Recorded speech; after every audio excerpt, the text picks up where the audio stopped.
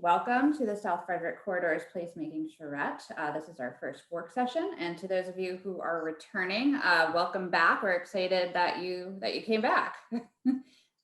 So we have a lot to get through today, so I'm going to go ahead and get started. One thing I forgot to do yesterday, which I realized, was introduce myself. I'm Caroline Dwyer. I work for Renaissance Planning, based out of our Durham, North Carolina office. So I was excited to hear a little bit of chatter about Durham yesterday. That was nice. It's always nice to hear about your home city. On behalf of our project team, just wanted to welcome you all back or here for the first time. On behalf of our Frederick County team, Dennis, John, and Kimberly, who are all on the call today, and on behalf of our Renaissance Planning team, we have Kate Angie, myself, Hunter McKibben, Amanda Chornaby, and Asa Eslacher, who unfortunately is not here, but you will get to see some of his fantastic video work in just a little bit.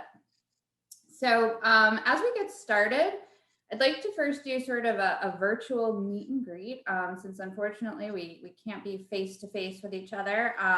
We'd love to have you all use the Zoom chat function to introduce yourself. So on your toolbar, you can just click the little icon that looks like a comment bubble. Feel free to put in your name, your organization, and something you really like about Frederick County. That way we can all see who's on the call and why everyone is here working towards a common goal. Just a couple quick friendly reminders for successful and considerate virtual collaboration. Try to mute your microphone. If you're not actively speaking, it does help to keep that background noise down and limit distractions a little bit. If you are speaking, of course, you can come off mute and let us hear what you have to say. Do feel free to please share your ideas. We want to hear from you. We're going to try and keep our own talking to a minimum because we do have an interactive exercise we're going to do later today where we really want to hear a lot about what you all think and have to say. So if you think of something, feel free to drop it into the chat, or we'll have some time for small group discussion later. And then as you're sharing ideas, of course, we're all here. We all have different ideas. So just as you're able to, please do try and be respectful of the opinions and ideas of others. Just a quick reminder that we shared a placemaking charrette participants guide that has lots of tips and information. It does describe some of the technology that we're using. So if you're having a hard time with any of the programs, take a look in that participant guide. It also has great background information about the planning area and then some of the key planning concepts and ideas that we're going to be covering today. If you didn't get that, just let us know and we'll get that out to you as soon as possible. Okay, so our agenda, we are going to just quickly go through a high-level overview of the charrette itself, our agenda for the next few days and weeks, and goals. We have another fantastic video for you, a welcoming video introduction to the South Frederick Corridors area. We will do a presentation talking about this planning area and the existing conditions that are on the ground right now, just to familiarize everyone with the area that we're going to be discussing. We'll talk about some key design concepts and things that we're going to think about as we are coming up with ideas for the future of the South Frederick Corridors. We'll review some of the poll findings from the interactive polling that we did yesterday and review some of the feedback we got. Then we're going to break out into smaller groups to do a mapping exercise. It's pretty simple to do via Zoom. You will be automatically placed into a small group and then automatically sent out of it. So there's not much you have to do except just be present. And then each group will do a report out so we can hear what the other groups discussed and talk about. And then we'll go over some of our next steps. So just to do a quick overview of the purpose and process for our placemaking charrette. So really the idea here is to hear what you all have to say, to start to build some consensus around ideas and opportunities in the short term, the medium term, and the long term for different scenarios for growth and redevelopment in the South Frederick Corridors area. And we're going to do that over the course of 4 sessions over the next 2 weeks. Yesterday, we had a great kickoff session with 3 fabulous panel speakers. We had Tom Natelli, Rick Weldon, and Dana French, who all provided some really fantastic insights into things that are happening in the planning area, a little bit of the history of the planning area, and how there really is sort of a framework of planning in place through Livable Frederick, and how this area fits into the county as a whole and sort of the goals for the future. Today, we're going to talk a little bit more about Livable Frederick and what a more livable South Frederick corridors could look like. On Thursday, we're going to reconvene to talk about what could be, so opportunities for redevelopment, more specifically in the South Frederick corridors and what that looks like. And then finally, next week, we will come back together one final time to start brainstorming ideas for moving from what is on the ground today to what could potentially be there in the future, and the steps and folks that need to be involved in that process. So I'm going to transition now to a video welcome that we have prepared for you. And I hope you all enjoy this as much as we did.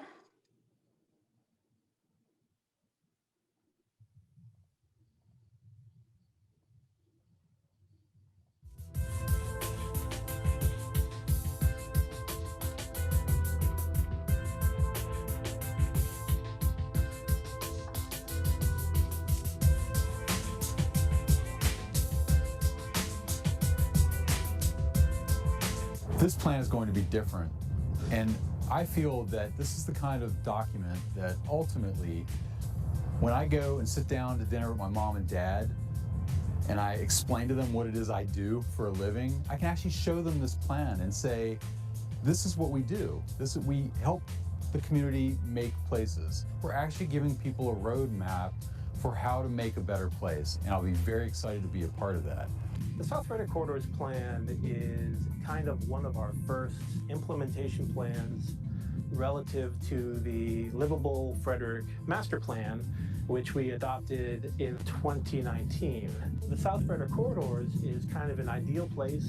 It has a tremendous amount of infrastructure, and yet from an outsider's perspective, you can certainly see that there's potential for a lot more intense development with all of the kind of serendipitous interactions and environmental aesthetics that come from a town or an urban environment. One of the mainstays of the South Frederick Corridors area is its strong retail presence. We have a mall, we have big box retailers, we have small shops, we have businesses that sell to other businesses. We potentially see that transforming in a way that we're perhaps not even ready to accept. We need to think about what our retail environment is going to look like in 5, 10, 15, and 20 years. We've chosen the Monocacy Mark train station. Why are we here? What is it about this part of the county that has you all so excited? There are a lot of people who, quite frankly, are shocked that there is a train station here behind our big box retail stores because it is hidden. As we stand here in 2021, we're at a point in terms of our transportation future that allows us to go in many different directions. This particular area gives us a lot to start with. We have a connection between major interstate highways happening within the corridor. We have several state arterial roadways. With the Monocacy station, we have additional gems in the area in terms of locations or resources that people may not recognize. You want me to jump in? Yeah, jump in. Yeah. Monocacy station. Go. Well, one of the main ideas that came out of the Livable Frederick Master Plan was multimodal accessibility, and how that has many advantages in terms of more intense development that provides residential, commercial, supportive uses for transit, and really kind of creating an environment around the station that is more like a town, more walkable, and that changes the structure of transportation completely. So we have another opportunity here with COVID. I think people have now started to understand a little bit better, at least those who've been quarantined at home have begun to understand how really important it is to make those human connections to people. And if we do indeed see a trend towards an economy where we have a more distributed labor force, more people working from their homes, we're really going to have to think through what that means psychologically for people. It's a yet another opportunity to think about health outcomes. The charrette process, despite having a fancy French name, is just simply a way to get people together to talk about what it is that they would like to see and what it is that they want and what it is that they need. The charrette offers us an opportunity to find mutual agreement. And that's such an important part of our planning effort, because what that means is that when we're done with the plan, there are people who were part of this process who will help us get it over the finish line, because the plan itself is just the beginning. And I see the charrette as kind of a way of tapping into a lot of that to help us produce a plan that's feasible but also visionary, not just in the short term, but in the midterm and in the longer term. So what I hope is that this charrette process will help us kind of define those guide rails relative to these different time frames for planning. I think we can all imagine ourselves looking at a neighborhood and thinking, I could do better than this. Like, who figured this out? Who failed to make that little critical road connection? Who thought that these kinds of buildings would be appropriate in this area? Well, this is your chance. Like, this is your chance to be the person who helps to make those decisions. This is your chance to do it the right way. This is your reset button in your community, and it's a golden opportunity, and we're excited, and I'm encouraged by that as a planner.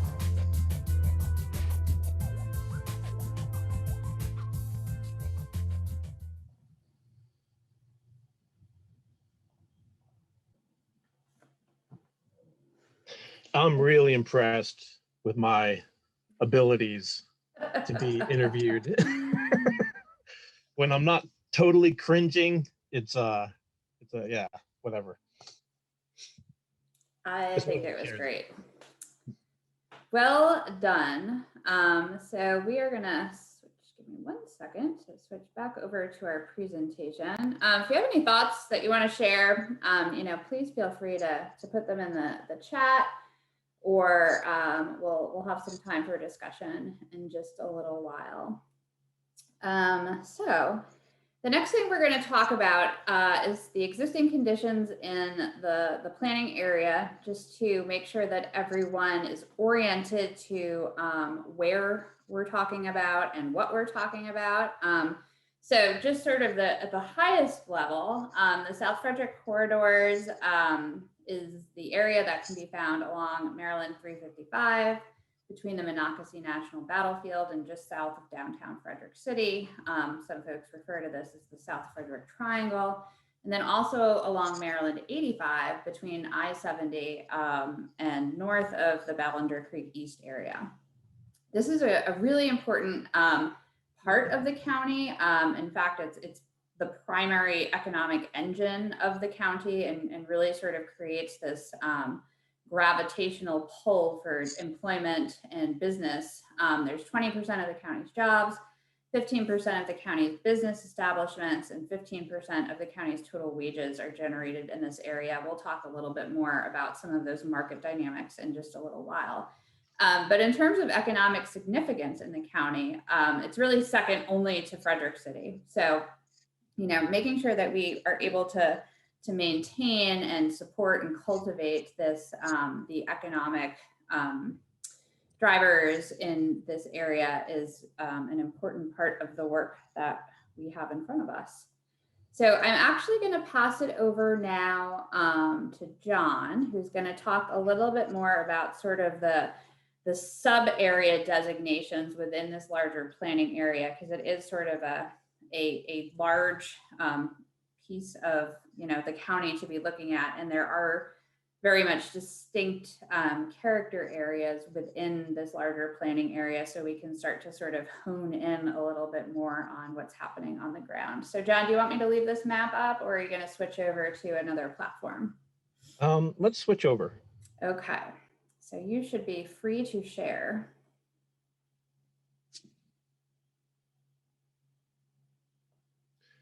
Okay, does everybody see a Google Earth interface? Yes, sir. Frederick City? Okay.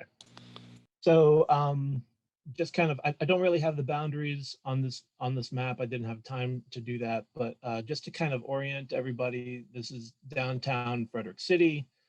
This is Interstate 270, Interstate 70 along here, Maryland 355 leading directly up into the downtown, and then Maryland 85 leading directly up into East Street. And so what I'm going to be doing is kind of giving an overview briefly of each of the identified districts. So the first district is identified as Evergreen Point, and which is generally extends down to the Sam's Club, cuts across through the Lowe's over to the quarry, and then up to 70. So it constitutes this whole area here to the north. And historically, this area was one of the first to begin the transition from kind of a more rural setting to a more urban land. And most of the planning prior to this area was done the land was really rural prior to the 1920s. So in this area, you'll find a lot of the older structures along Maryland 355 primarily. You'll see some restaurants and a motel facility, auto facilities. There's actually an old Quonset hut located behind here. Up to the north along Grove Lane, there are a lot of various number of commercial uses and some older buildings here along Maryland 355. Some of these are restaurants, some of these are other kinds of services. And a little bit further to the north, you have the El Mariachi restaurant, which is actually housed in one of the older buildings in the area. It was constructed in 1925. So it really, compared to the surroundings, it's one of the older buildings. To the east here, you find a variety of auto-oriented uses, a gas station here, a motel along here, and then some industrial and mining related uses here to the south. Moving to the west, you have the Frederick Crossing MXD subdivision, which includes the Walmart, a variety of big box uses and restaurants along here, and some office uses. And also the reuse of this kind of old Guilford Manor estate, which is has the original historic estate house in the middle of the property, and it's now used primarily for offices and the buildings office type, professional office type uses. And the buildings surrounding the estate are more recent, and they're designed in a manner that's really respectful of the original historic architecture. And this original estate home here was constructed in 1794. So that's probably the oldest building in the Evergreen Point area. The Guilford Manor House, interestingly, had an access drive that connected it to Maryland 85 to the east. And one thing perhaps to consider from an urban design perspective is how that historical orientation might reveal itself to be kind of expressed in the physical form of the setting through any potential future redevelopment. Now to the southwest of that, along Industry Lane here, there are a variety of important industrial and business-to-business type uses and warehouse facilities. Interestingly, the Key 103 radio station is located here in this barn building that was built in 1920. So that's also one of the older buildings in this area. And as you can see here, there's kind of a swath of stormwater management facilities leading from I-70 down over I-270. And logically, these occur in a kind of a valley, geographically speaking, for this entire area. So the water kind of naturally flows down this corridor. And this whole area is really a headwater for the Arundel branch further to the south that feeds into the Ballinger Creek, which I'll touch on in a little bit. And one thing to really think about in this area is how to enhance public amenities such as these stormwater facilities in a manner that combines stormwater management with the provision of public park space facilities, really in the same way that classic parks like Baker Park serve this purpose of flood control, stormwater management, and public open space amenities. So there's kind of potential for exploring that approach along this corridor. Zooming out a bit is the southern portion of the Evergreen Point District, and that contains a couple of big box uses, including the Sam's Club here and the Lowe's over here. As well as a former Circuit City building, which has transitioned into a religious use. It's now a church facility. The Sam's Club is actually located at one of the higher points of the planning area. And over to the north, logically, there's an existing infrastructure element in the form of a water tower that's also located at this high point in the planning area. So I would say that maybe as you're imagining possibilities, another thing to think about is significant desire lines and maybe implied road connections. So kind of from this view, you can see how Industry Lane and Maryland 85, there seems to be a strong suggestion for a connection between those two roads. And finally, the kind of 10,000-pound gorilla in this area is the Martin Marietta Quarry, which is still in active operations and still has plans for expansion, namely into this southern portion of their property. Now, moving to the south of the area, to these what we're calling the Station District. This is one of the areas that was consistently identified yesterday as having significant potential for redevelopment. And that makes a lot of sense due to the existing infrastructure in the form of the MARC station, and also sort of the configuration of the existing land ownership. There's also some potential retailing trends that could, in the medium to long term, affect the viability of some of the bigger box uses. So here you see to the south is kind of the Monocacy River winding through here.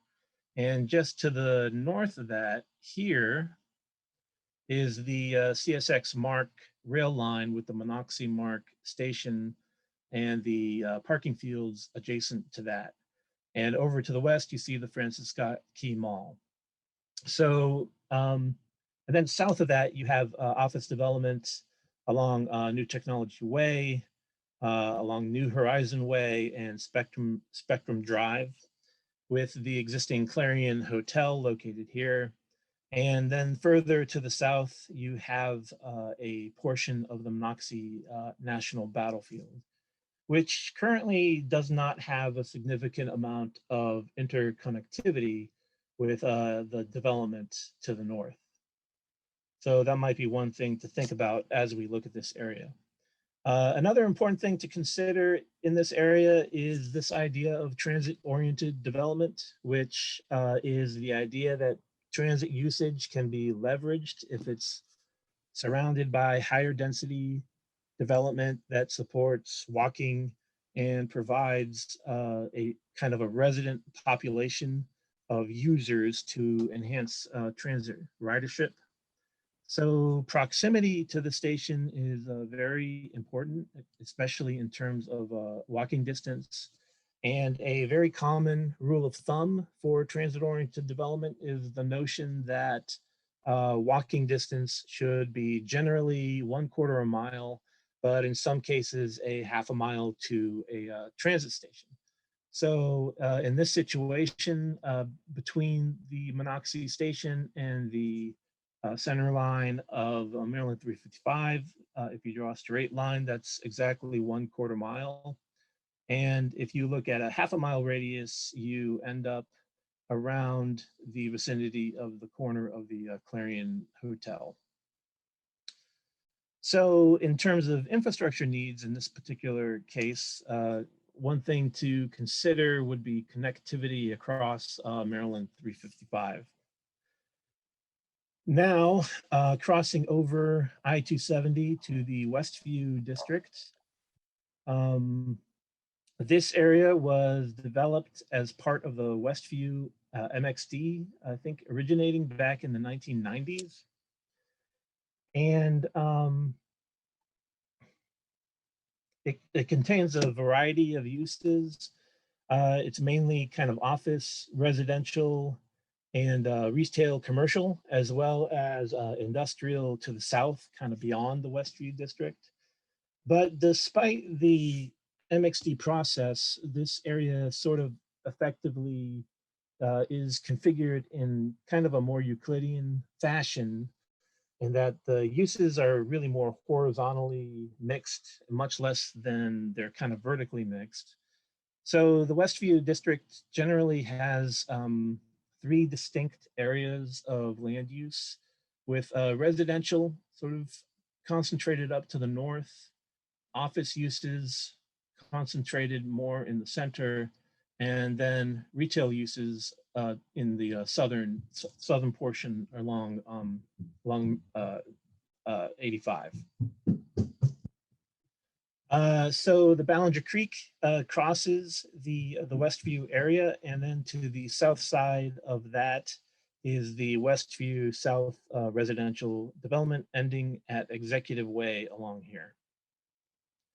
Some important things to consider in this area are that things that kind of were discussed yesterday, namely the changing format and demands for office uses, the combination of office, retail, and residential in a more vertically integrated format.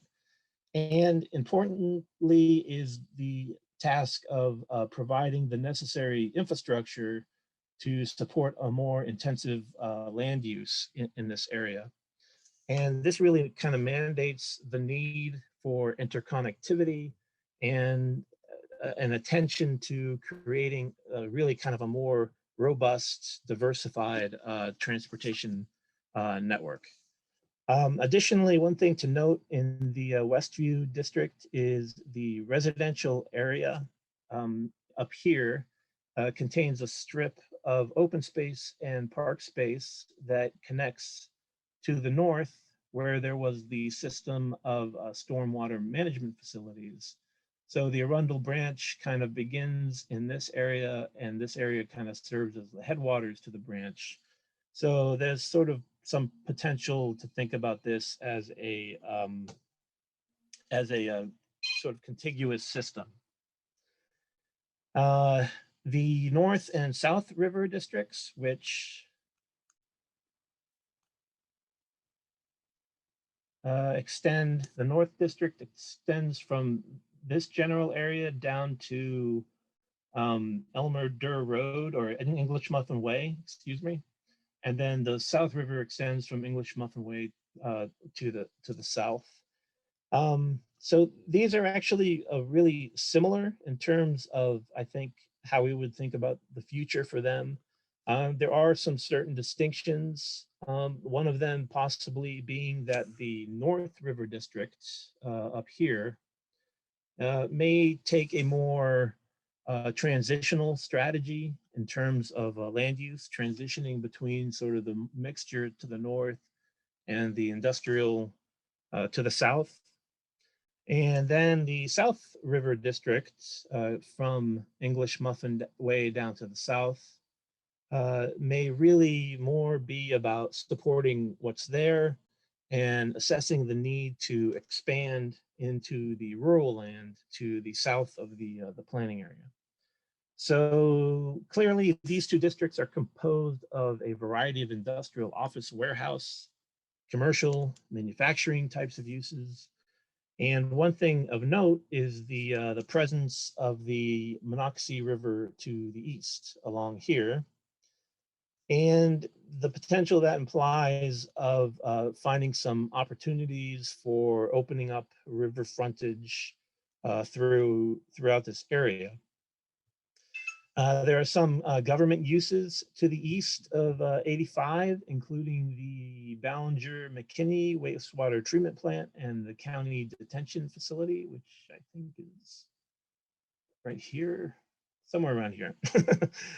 Also, there's a small kind of residential compound at the river's edge, which is, I believe, composed primarily of sort of retreat type residential uses. And that's located right here. There are also two other pockets of residential in this area. The first being the Countryside subdivision, which having been developed in the early 70s, was clearly at some point truly within the countryside, which may have led to the creation of its name. There's also a short residential street along Limekiln Road, which is within the Limekiln Survey District and is a registered historic place. And this is kind of an example of an early industrial community that was centered on really a single industry, namely tied to the operations at the quarry. Also, to the north here is the Arcadia Mansion.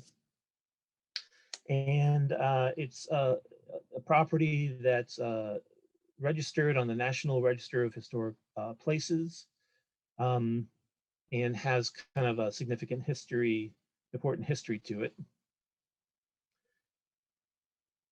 And let me see here.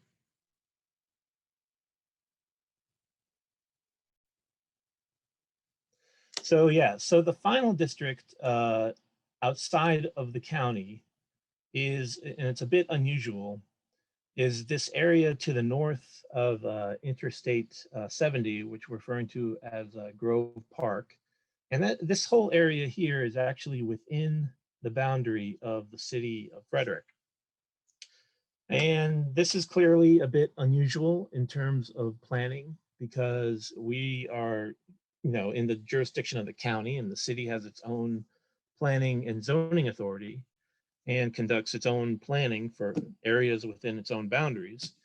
But since this area, these two areas are really quite closely tied together in terms of infrastructure, proximity, geography, and since the city's agenda for planning wouldn't necessarily address this area until sometime in the future, the idea was presented to us and to the city to include this area for consideration in our plan. So while we think about this area from a conceptual planning perspective, we should keep in mind that the county does not have planning and zoning authority on this area to the north, the Grove Park.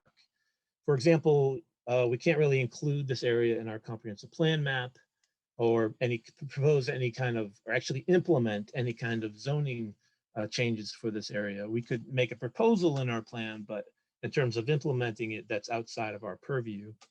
However, we can consider it sort of strictly from a conceptual planning perspective, which makes a lot of sense considering the timing issue and how deeply interconnected these places are.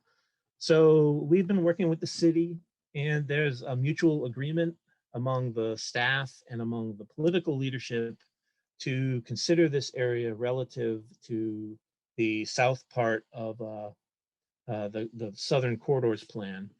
So this really includes the area of the Hoyt Stadium and the Nimio Field site here, the Maryland School for the Deaf site here, Costco and Nolan Plumbing, the ARC facilities, and the church, as well as the area on either side of the extension of East Street, formerly the Frederick Brickworks site.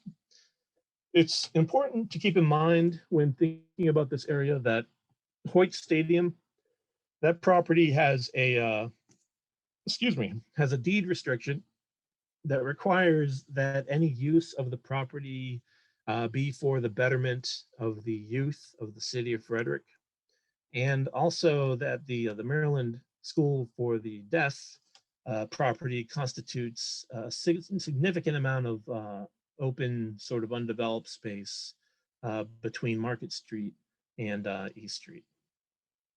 Okay, so that pretty much constitutes my overview. Carolyn, do you want me to see if there are any questions, or should we just move on? Yes, let's take some questions. That would be great. So folks, if you want to drop questions in the chat box, we can read them out, or feel free also to unmute yourselves and ask questions. That works better for you. This is Eric Soder for John and Caroline, I guess, and maybe somebody from the city, just based on that last statement that you made regarding the city boundaries.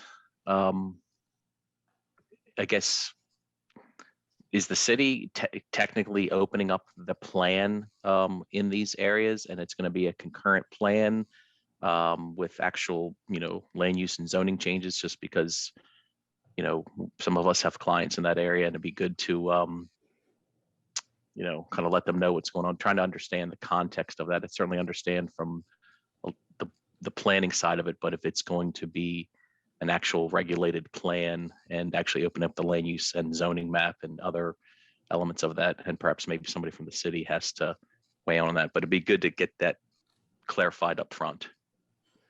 Yeah, so I think, at this point in time, there is no scheduled process for the city to look at, adopting an amendment to their comprehensive plan or redoing the zoning. I think they might have a process in play at some point in their schedule after East Street and after the Golden Mile. And at that point in time, sort of whatever conceptually we propose in this plan, they are then able to consider relative to creating their own plan for that area and implementing it through their public, process. But at this time, the city is not going to open up a concurrent planning process. This is more of a informational, exploratory means of collaborating early on and generating information that would make it easier in the future for the city to implement something.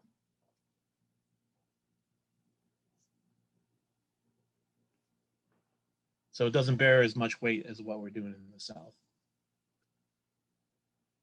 So there wasn't, go ahead. Sorry, I was just going to add, we have a few city staff members participating today, so I don't know if Joe or Mark, if either of you wanted to speak to that. Sure, just so John doesn't have to dance around the subject. Really, Eric, this is more, it logically makes sense to show some type of connection. And I think it really gives us the bones to work on when we take this area up next. It shows how the connections are going to be made. It shows the land uses, and it's not going to be adopted by the city. I don't think it's going to be adopted by the county, but it would be really foolish if we didn't consider how these two areas, the city and the county and the South Corridor, are connected. So the intent was to show the connections, to show how it could transition from one to the other, And then it would be up to the city to start the timeline and either, heck, we haven't even adopted our comp plan yet. Hopefully this month it'll happen. Then we'll have to amend our comp plan or maybe amend a small area plan to start considering the changes that are shown here.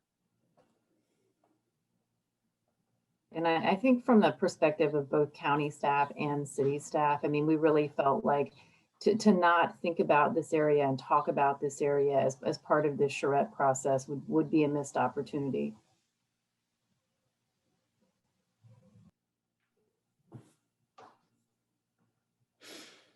So I just wanted to call out, there was a question about the quarry and the life of the quarry. And I think Dennis, you chimed in with a written response. And I just it sounds like the quarry is not going anywhere in terms of its useful life for a long time. So that is kind of a use that we just need to pay attention to in terms of it not changing anytime soon. I don't know if anyone wants to further comment on that. Yeah, I would highlight that so people don't have to go scrolling back and find my text. The quarry has a useful life that makes the plans that we do as land use planners look puny in comparison, because they plan for 100, 150, 200-year extraction horizons. So it's a very different world when you're talking about resource extraction. But having said that, the economy and the utility of the quarry is dependent upon its situation within a series of regional extraction sites that are owned by this company and honestly by others as well. So at any point, the economy or other practical matters could reduce its value over time. But for the time being, I think we have to assume that it is here for the long haul in terms of of a useful utilitarian lifespan. And one other issue, it is served by freight rail, which gives it an added value that some quarry sites in Maryland and in the US don't enjoy. So that rail access gives a more value than were it to be isolated.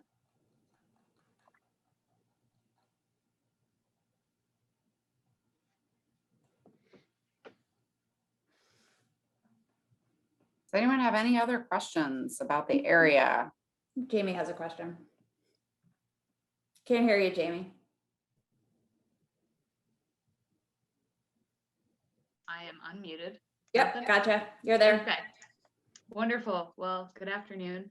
Certainly want to highlight the freight rail access, but note that it is on MDOT/MTA right of way.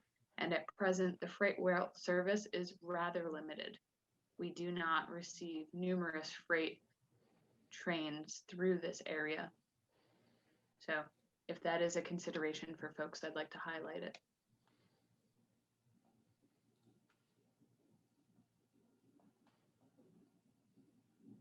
Hey, John, this is Carl. If I could jump in for a second. Jamie, maybe you can speak. Yeah, Jamie, maybe you can speak to this. As we all know, the train station right now is MARC Rail. Any thoughts on getting, light rail to that station? Light rail is not identified for this location in any of our long-term planning documents. Jamie, are there additional upgrades though, or expanded service conditions? I mean, does this corridor warrant consideration that it may actually, grow into a bigger, more robust service someday? Certainly, and I'd like to remind folks that not only do we have MARC service at this location at the Monocacy MARC station, but we do operate 2 commuter buses, which connect to College Park and to Shady Grove, with continuing service on to the Rock Spring Business Park. We also have a stop for local Frederick Transit as well. And with all of this transportation infrastructure in mind, there is a push to designate this location as a transit-oriented development. And that's being conducted through the Maryland Department of Transportation. At present, there is no movement on that effort, but it is identified in a number of plans, which could potentially in the future result in more robust service to the area. Yeah, Jamie, if there's anything we can do to support those efforts, please reach out to us. I think when you look at Northern Virginia and what they've done all the way out to Loudoun County, it's really benefited the community economically. And I think if the long-term vision here is, to go vertical, you need to support it by light rail. So whatever we can do to help. Thank you. Kate, it looks like there's a question from Seth. Yeah, sorry, I had to figure out how to do this on my phone. Has anybody explored the option of doing an at-grade crossing of that rail line, given the fact that it's very infrequent service to open up connectivity to the east?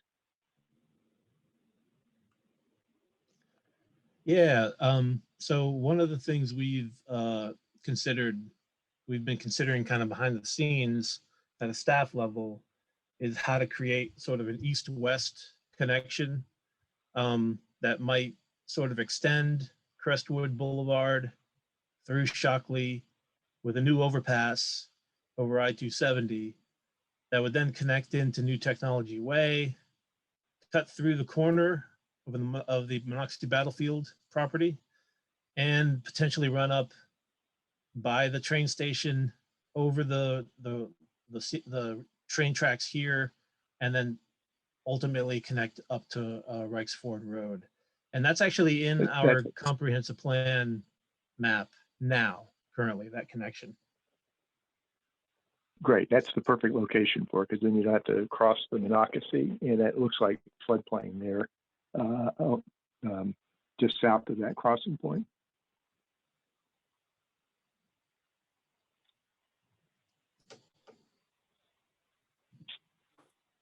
All right, well, Caroline, should Thank we move forward? And Thank you. we're gonna go into smaller breakout groups in just a few minutes. So there's plenty of time for more questions, but I think let's keep rolling so we can get into those breakout groups.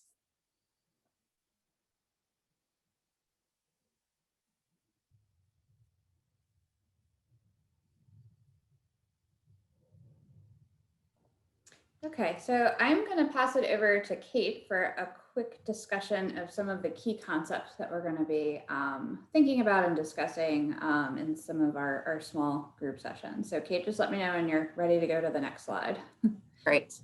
So one of the things that has already been done, you all have probably seen the briefing book on this area, and hopefully you read the participant guide, is what we try to like to think about is when you're trying to envision kind of a big, bold future, understanding kind of the existing and what's possible or how those places are configured can be a helpful context setting. So we've somewhat organized this area into what we're calling existing place types, where we've got kind of a regional destination retail, suburban commercial, suburban office, medium density residential, and office research industrial.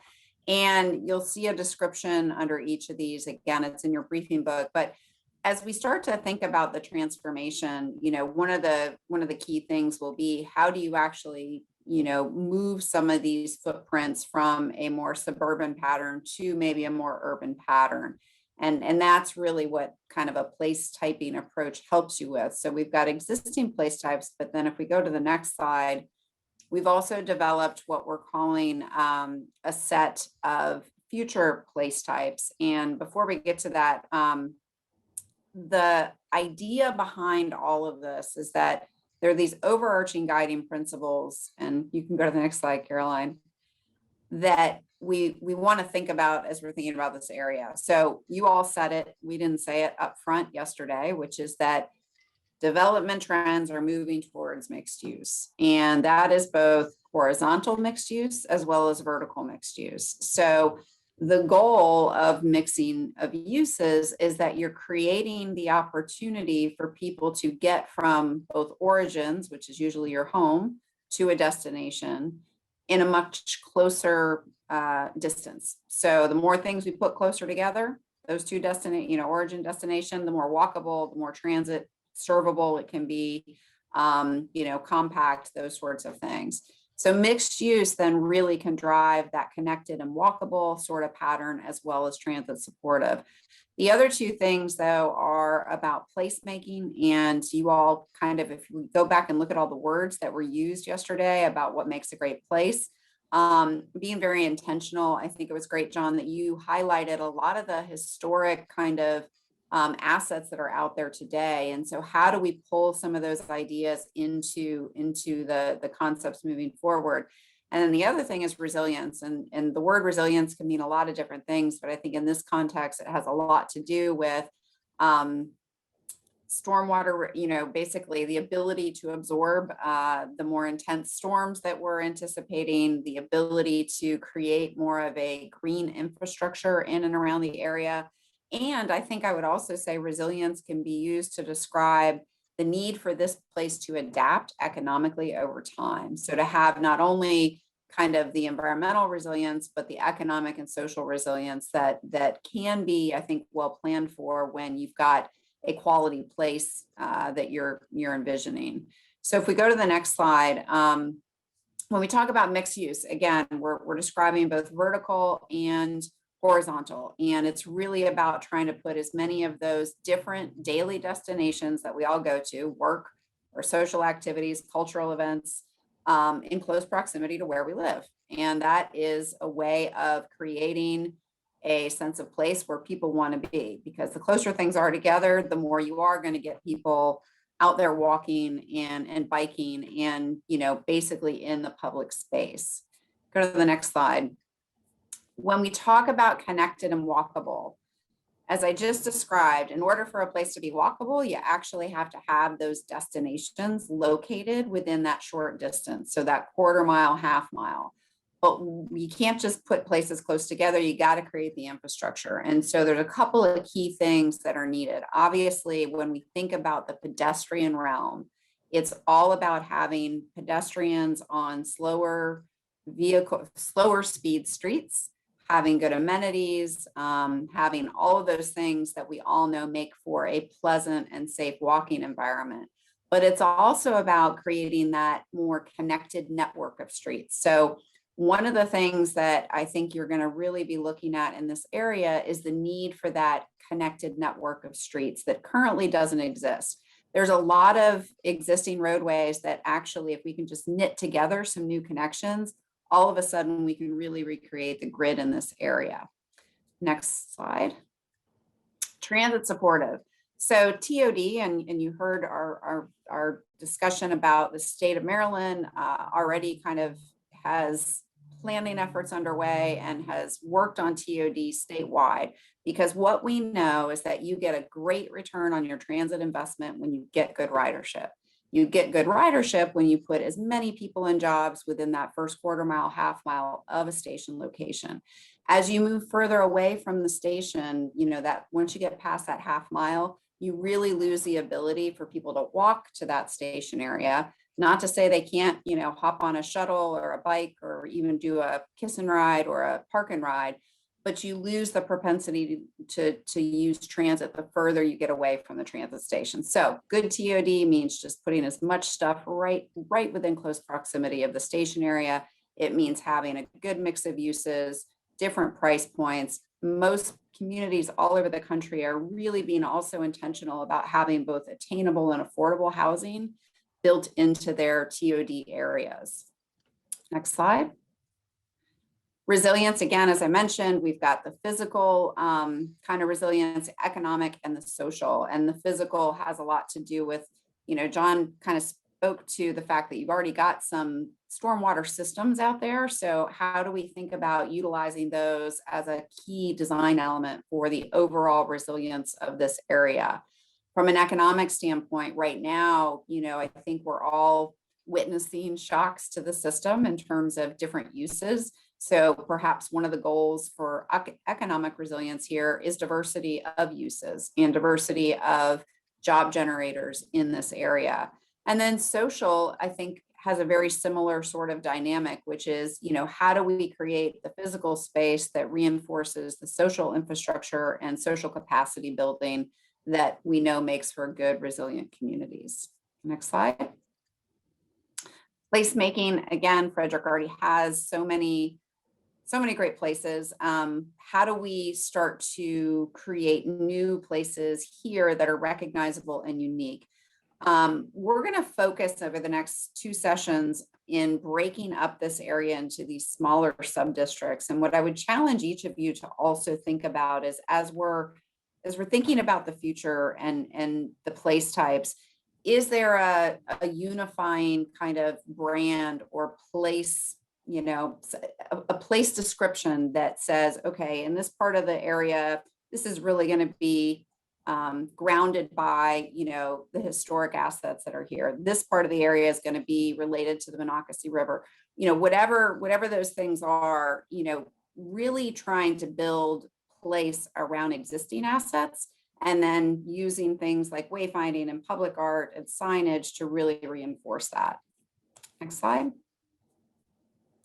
So if we keep moving forward then, and we're thinking about the great places, you all said a lot of the words that we just spoke to, but yesterday we talked about inclusive, inspiring, accessible. And I want to speak to the word accessible really quickly, because when we use that language, what we are really trying to say is that you can get from point A to point B in a lot of different ways. What we know about the trend towards mixed use, the trend towards more urban conditions, is it makes it possible for people to get from point A to point B in a multitude of ways. If you live in a place where you have the ability to walk places, to take your bike, to drive your car, to get on transit, all of a sudden that creates accessibility for a lot of different people and income levels and household types. So it's a great thing. And what we also know is that the more accessible places are, the higher the real estate values eventually become. Go to the next slide. We know that a thriving economy, again, you guys mentioned it, I just restated it. We could say a diverse economy is a resilient economy, and you all really picked up on that in your comments yesterday. Next slide. Healthy community. You know, the word health gets tossed around quite a bit. And pre-pandemic, I think it meant one thing. Post-pandemic, I think we're starting to redefine that language again. The biggest word on the screen is walkability, because it gives people the ability to maybe take one less car trip and replace that with a walking trip. And all of a sudden your health, your daily ability to be physically active improves. So walkability is a big part of a healthy community, but so is creating opportunity for people to get from point A to point B, have access to amenities, jobs, education, those sorts of things. Next slide. So I'm not going to go through all of this. I think we've got it in our report out. Is that right, Caroline? Because I want to get us into our breakout session. So let's keep moving forward here. And for those of you, just as a reminder, you know, these were the questions we asked yesterday. And this, I want to pause on this slide though. So today's exercise is going to be about really identifying where are the places on the map that actually are most susceptible to change in the short term versus the long term. And are there certain areas where we don't ever see change? And that's really going to be the focus of our exercise today. So this is kind of a starting list. So if you want to go back as a cheat sheet and look at this bulleted list as we go through our next activity, that may be helpful. Next slide. All right. So with that, Caroline, do you want to set us up on the exercise? And you are on mute. Thank you. I will get us set up, and then we're going to take a quick 5-minute break just so folks can refresh themselves quickly before we go into our smaller groups. So we are going to do a small group exercise. We're going to divide into 4 groups. This will be sort of an automated process. You'll get a notification over Zoom to join your group. Each of the 4 groups are going to have a facilitator. So you'll be working with either Kate or myself and Kimberly, or Hunter and Dennis, or John. And we have a couple quick instructions. So you're going to have a map in front of you that looks like this. And I'll go back to that slide in just a moment. So we're first going to ask you to find someone in your group who can volunteer to sort of take notes and be responsible for providing a brief report out at the end of this exercise to when we get back in our larger group. And what we're hoping you can do during this exercise is to think about this planning area and think about the potential for growth and redevelopment and change that could potentially occur in the short term. So those are your places that are most ripe for redevelopment. And those are probably going to be some of those places that popped up on that list yesterday. So thinking about maybe the mall property or the area around the transit station. Then we'll start thinking about places that may be opportunities for redevelopment in sort of the 10 to 30 year range. Places that perhaps are longer term prospects for redevelopment, and then those places that are kind of either hands off or probably highly unlikely to change. And then we're going to reconvene as a full group, and each of the four small groups will provide a short debrief to our full group so that we can all hear what you discussed. So each facilitator is going to have a map and these colored dots that sort of reflect what we would do if we were all together in person, which is probably putting stickers and things like that on a big map on a table. So things that we're thinking about for as far as opportunities for redevelopment are, what's near transit? What places are most walkable or have the potential to be walkable? What is near existing employment that might be an opportunity for near-term development? And then maybe thinking about places that have potential for some sort of evolution, right? So buildings or land uses that we're kind of like collectively moving away from. And then maybe another opportunity for growth and redevelopment are, is there an area where there's like a big piece of land or a couple pieces of land that are contiguous to each other that might be a good opportunity for development. And then places which, most of this planning area does have access to existing infrastructure, which is nice, but, thinking about concentrating those opportunities in places where we already have great streets and maybe potential connections and things like that. And then as far as, we're going to think and discuss a little bit about the challenges of maybe redeveloping or developing some of these places. And the things that we're kind of keeping an eye out for are, is there a lack of consensus in your group about what could potentially happen in an area? So that doesn't necessarily mean it will never change, but it just means that, that's an area that we might want to focus on to sort of understand what the different needs and desires are for that area. Other places that could potentially be challenges are sort of what we would call, sticky land uses, right? Things that are probably less likely to change in the short term. So that's, thinking about like the quarries or low density single family housing, things that are probably just going to stay the way they are for a while. Anything that, calling back to Dana's conversation yesterday during our kickoff session, anything that might require rethinking these sort of cherished processes in the community, are we going to really have to shift the way we're thinking or moving towards some of the vision? Thinking about whether there's policies and regulations in place that could be a barrier to the vision for the future. And then just generally, sort of this idea that infill or redevelopment can potentially be more challenging, both to develop and finance than traditional greenfield development.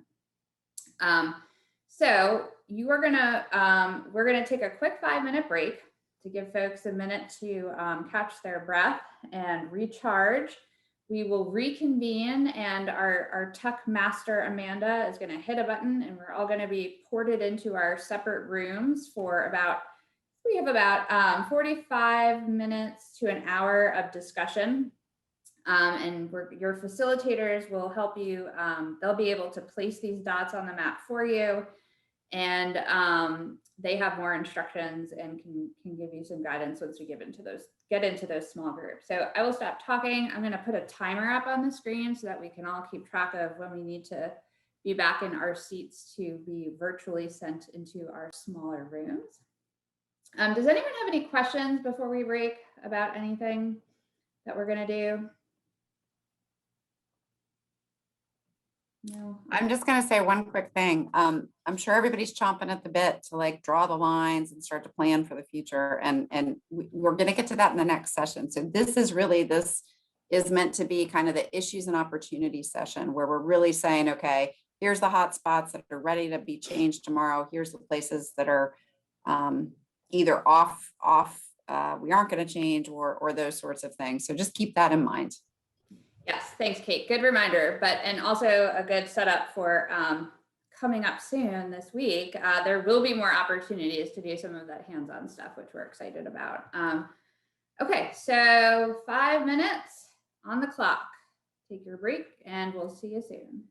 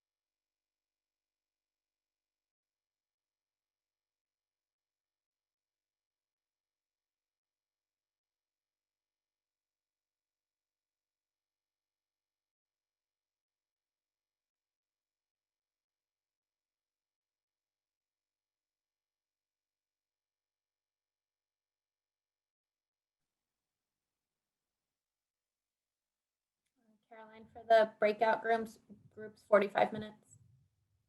Or do you want to go a little longer? Yeah, let's do 45 minutes and that'll give us plenty of time to report out.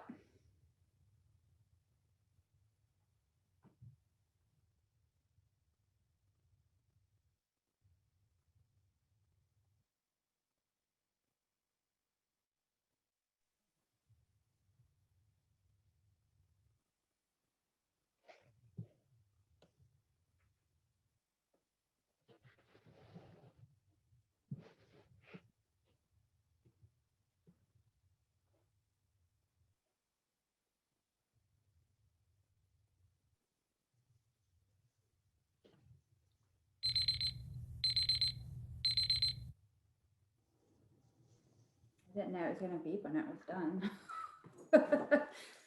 Okay, so I think that we are out of time for our break. Let me just get organized here. And Amanda, do you have everything you need for breakout groups? Are we organized? Yep, they should be all good to go. Just tell me when you're ready to go. Let's Okay. break. Yeah, Oh. let's do it. All right.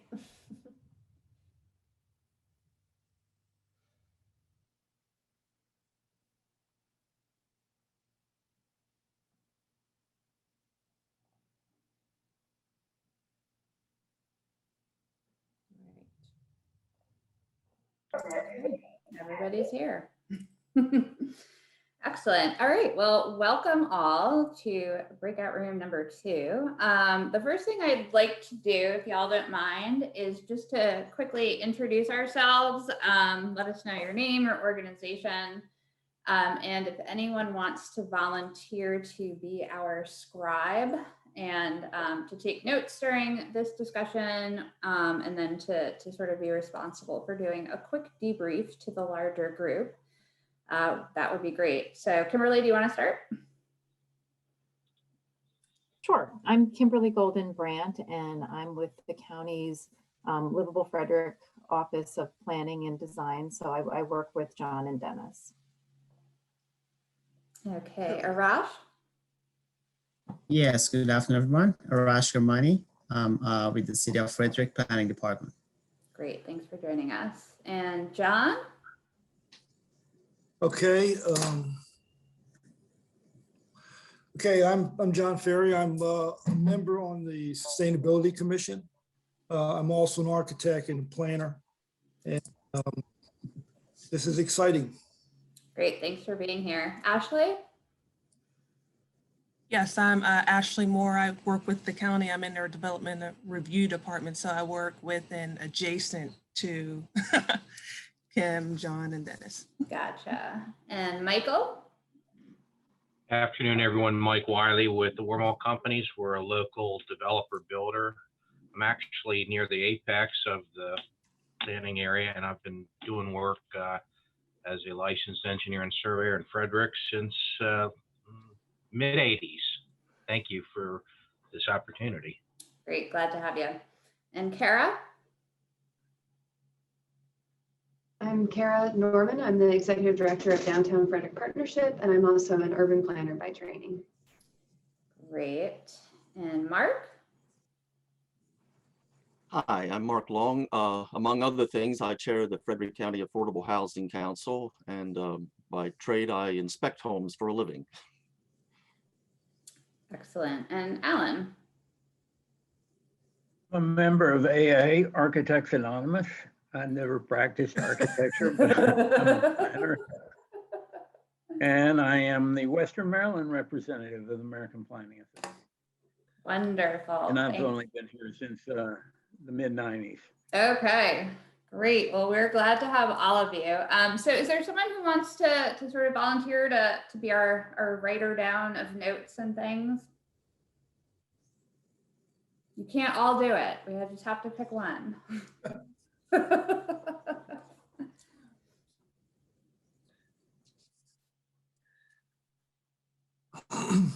Okay. I'll take that. Thank you. I'll do it. Okay. So I have a question. I have Yeah. one quick question for you though. Is this group going to stay together from here on out? We're actually probably gonna change groups. as we Okay. go throughout our activities, just to make sure that we get a good mix of opinions and ideas. And, you know, sometimes you hear something from one person that, you know, you wouldn't hear from someone else, and generate some ideas and things like that. Okay. So if you don't like our group, you don't have to be here forever. It's okay. No, I think it's a great group, and that's why there'll be a lot of great ideas coming out of this one, I think. I'm just teasing you. Okay, so let me share my screen, and I will quickly go through how this is going to work. So first, are you able to see my screen? Can you see the map? Yes. Great. Okay. So our first directive, actually, before we even get started, is we need to quickly determine a team name.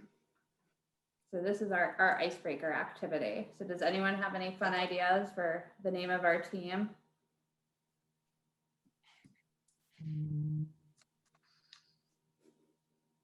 A-Team. A-Team, okay. I like it. A for Alan. or Architects Anonymous. Maybe we should be the double A team, the Double AA team. Okay, excellent. If you wouldn't mind, John, also just quickly noting down the folks who are in this group, just for sake of documentation, while I'm quickly sort of working through how this is gonna operate. So unfortunately, in the virtual environment, we can't be quite as hands-on as we would like to be. If we were in a actual face-to-face environment, we'd all be sitting around a table with a nice big map in front of us, and everybody would have some stickers and get to stick things on the map themselves.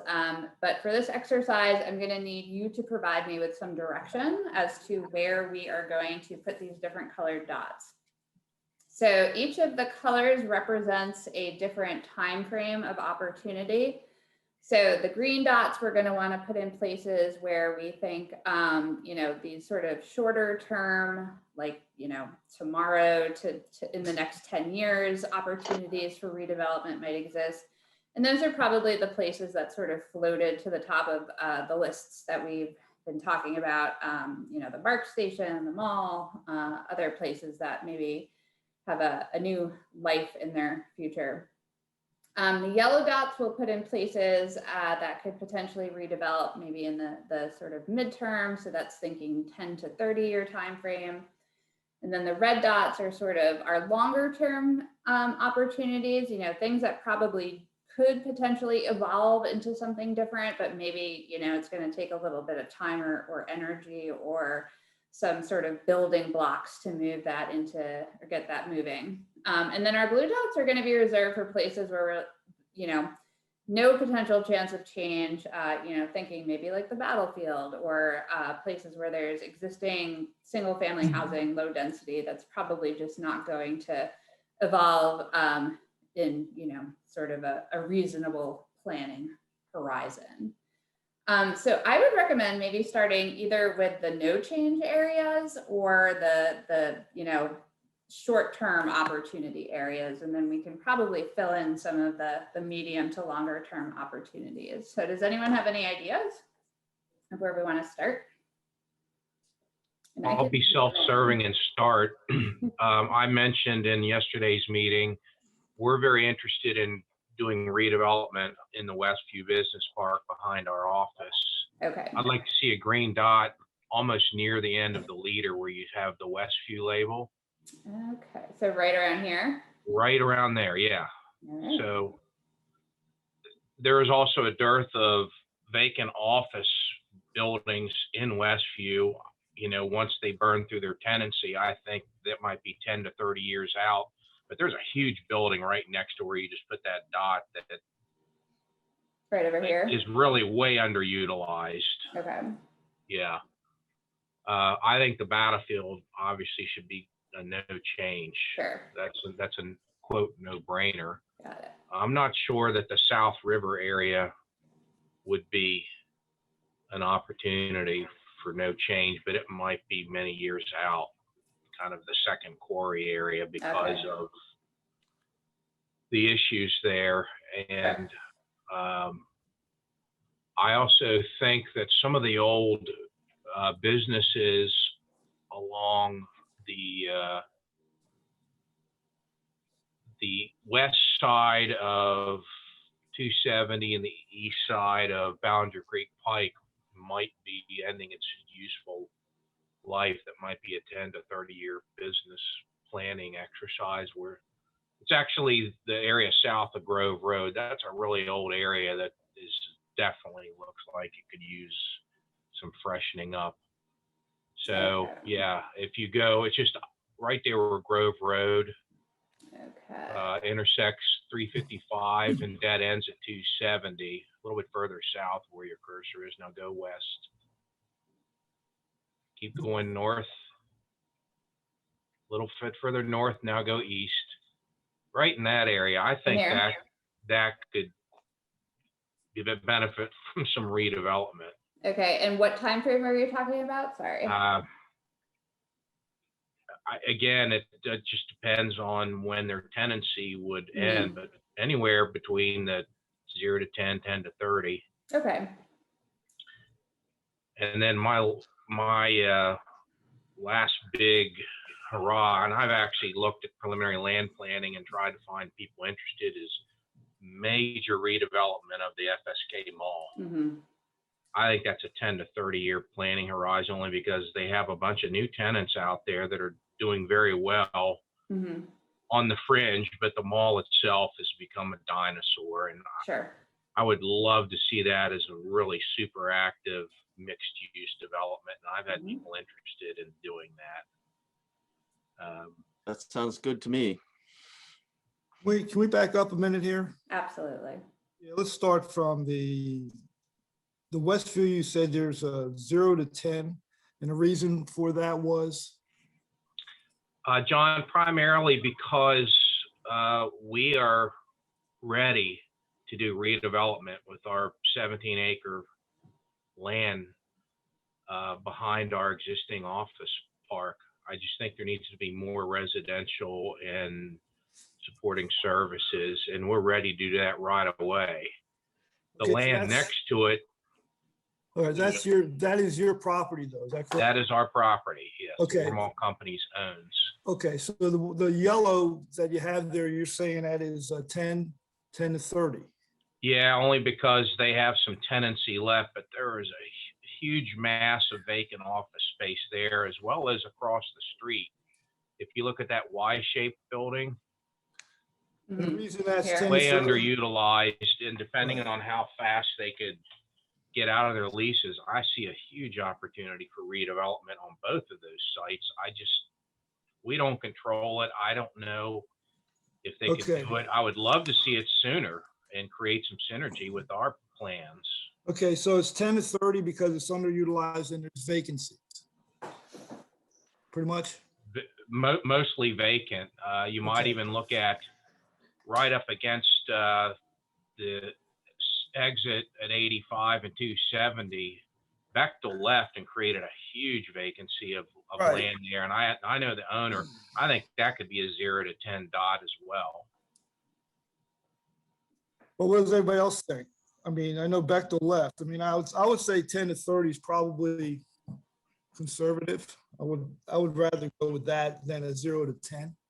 Well, I happen to know the owner of that property, and he would love to redevelop it with more mixed use on the sooner horizon, because he took a major hit when Bechtel left. Should we go 0 to 10? You know, it's opinion based. I'd love to see it 0 to 10, but I'm not driving the ship. I'm just giving everyone my opinions based on what I'm engaged in and what I've seen happen to this corridor. I think the fact that they're building an awesome interchange to fix transportation issues we've had out here, we got a ripe opportunity to change what is going on here. Okay. You said South River? Where was that South River? That is the blue area at the bottom end of the corridor. Is that the East Alco site? It is. And I actually recently talked to people that would love to see that get redeveloped, but I don't know that they know that there's an opportunity to do it. Mhm. So maybe no change isn't the right approach. Maybe it's a 30-year. Yeah, I would go 30, I would go 30 years. Because that's brownfield, but I do think because there's a lot of opportunity there and there'll probably be a lot of incentives to redevelop that. Actually, the Alcoa property is not in the planning area. That's another quarry that you guys are seeing there. Oh, Yeah, the Yeah, Alcoa property is further south. Yeah, you're right. I think it's further down New Design, but that is Yeah. I think that's over behind the Tamco asphalt property. okay, so that's a quarry there, right? That's Mhm. another quarry. Yeah. Okay, Yeah, so but that I would think be, like the old Genstar quarry, there could, I could see there could be some residential development there within the next 20 to 30 years. I don't know if the property itself could be developed, but definitely the fringe. 30 plus. Yeah, I think by the time they work out the issues in the quarry itself, Okay, 30-year out. okay. Are you looking at any current planning efforts, Kim and Caroline? Because I do know Westview South, Matt has been developing a lot of that recently, and their plans have almost come to fruition. Just on the south side of Executive Way, there's a lot of development activity happening Right there, there. as well as on the north side of Executive Way. But, again, they're through their entitlements and they have a vision, and that was an area like Westview that had a plan that's dramatically changed for the better now. So I think that whole area is definitely in play right now.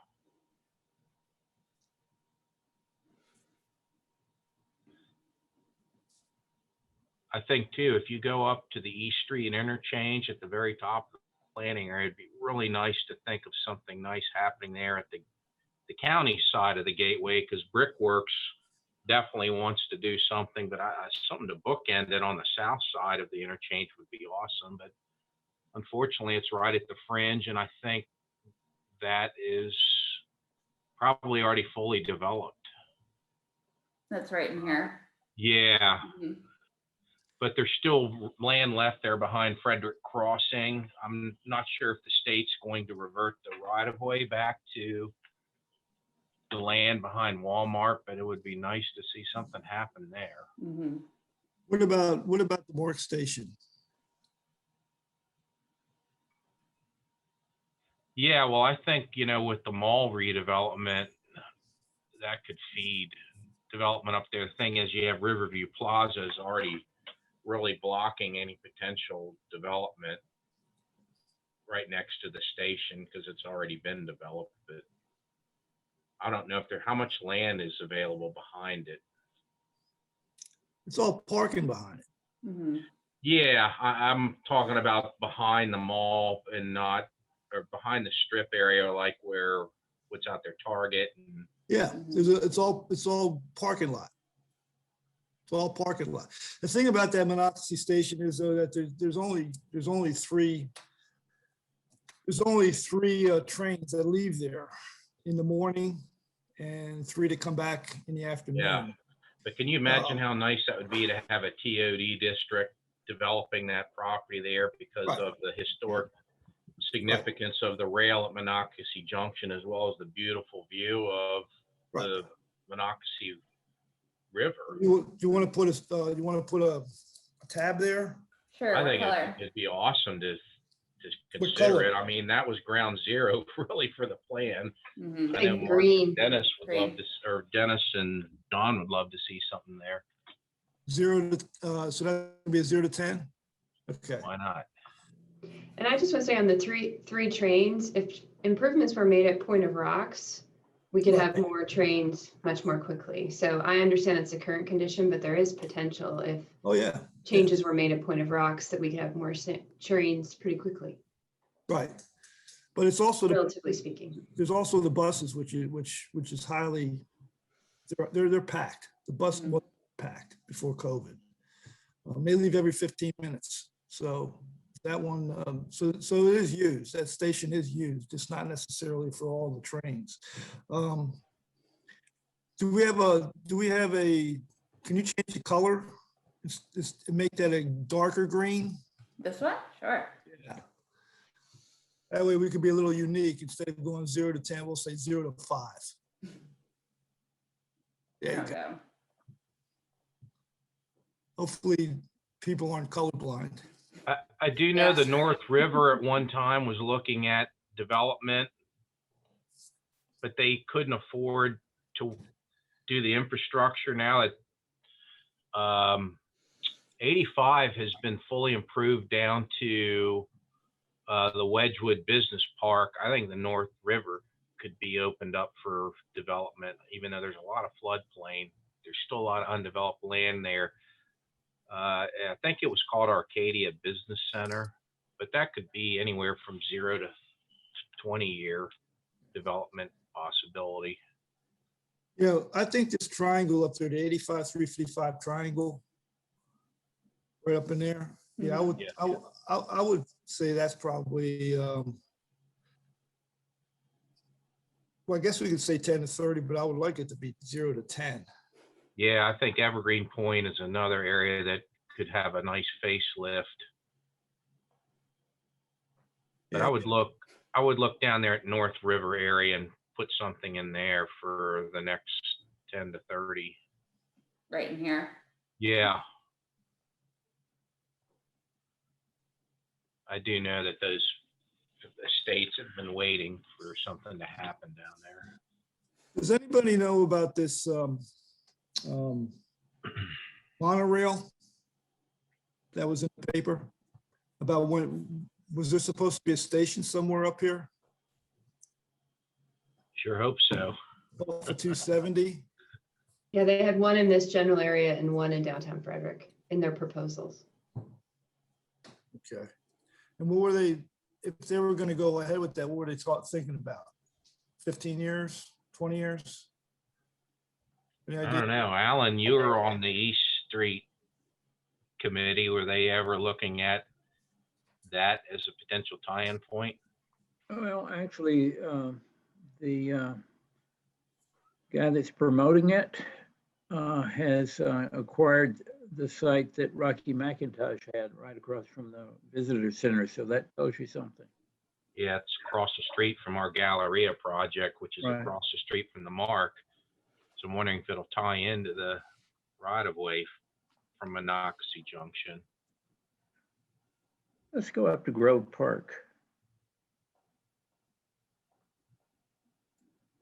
Yeah, there you go. There. All that's technically in the city. Right. Um, Maybe we can get the county and the city to work a little bit more together. I mean, I can tell you right now, the east side of East Street Extended and the north side of Monocacy is the Frederick Brick Works, and that's another huge play that everyone wants to happen 0 to 10. I'd agree. I think we need a 0 to 10. I mean, I know it's in this other land, but I think the point is to have a conversation about what needs to happen to connect. So I think we need to do the East Street area. So to go to east the of other East Street is- quadrant. yeah. The Go other quadrant. northeast. To the right. Yeah. To the right. Yeah, right there. That's the Brickworks property. I can speak from personal experience. Right. That's definitely going to happen in the next 5 years. And instead of parking mulch there, it's a perfect opportunity to do the Reston Town Center flat top parking to begin getting cars out of downtown. And Alan, I don't know if you're headed this way already, but I put a 0 to 10 green dot over where the baseball stadium is. I realize it has some limitations, but there is property that's outside of the limitation of the grantor of it for youth activity. So in that general area. What about this? Sorry, what was that? The cemetery. No, I don't think that's going to move. Okay. Put a blue dot. Oh, We could put a no change, but it's technically outside the boundaries, but that'd be a no change. Actually, there are more famous dead people there. There are 40,000 people there. Yeah, but ironically, they are going through a master plan to develop some of the land next to it. Yeah, That's already true. going It's been through. approved. That's already going through the elderly complex to the, Yeah, they that's sold it. off that property. I'm curious, Should we Karen. put a green dot there? I'm sorry, Michael. I was just gonna say, have you heard if anybody's even looking at any redevelopment around the quarry? Because there's so much land that's not in the pit that could be redeveloped. Well, I was thinking that there is land that they've already, it looks like they've abandoned and not gonna do anything with. And that's up on the 70, up on that 70 corner, up in that area, up in there. Well, there's a lot too that is almost fronting 355 that, is not in the excavated area that could be a good play too, right? Right. It's just outside the edge of the planning line there. Yeah, exactly. And if you look at the extension of East Street down parallel to 355, that's just a real obvious. Yeah. Yeah. Yeah, I could Say that definitely again. see Where that are as you, Alan? Extend that all the way down to Riverside. Right. Okay. As a parallel to 355, they'd get a lot off of that. Yeah, just follow the dotted line. Or go just to the east of that, maybe. Yep. Is the dotted line the planning area, or that's a sub-district? Doesn't the entire quarry within the planning area? Yes, yeah, the entire quarry is in the planning area. Okay, so it's is it the darker brown line to the east there? That's the edge of the planning area. Yeah, it is a little confusing. I'd be surprised if they wouldn't want to do something with their land that's not in the quarry. That thing has changed hands 4 times since I've worked in Frederick, and I don't know if they'll be mining forever. Plus, they create a lot of issues on the highway because of that operation.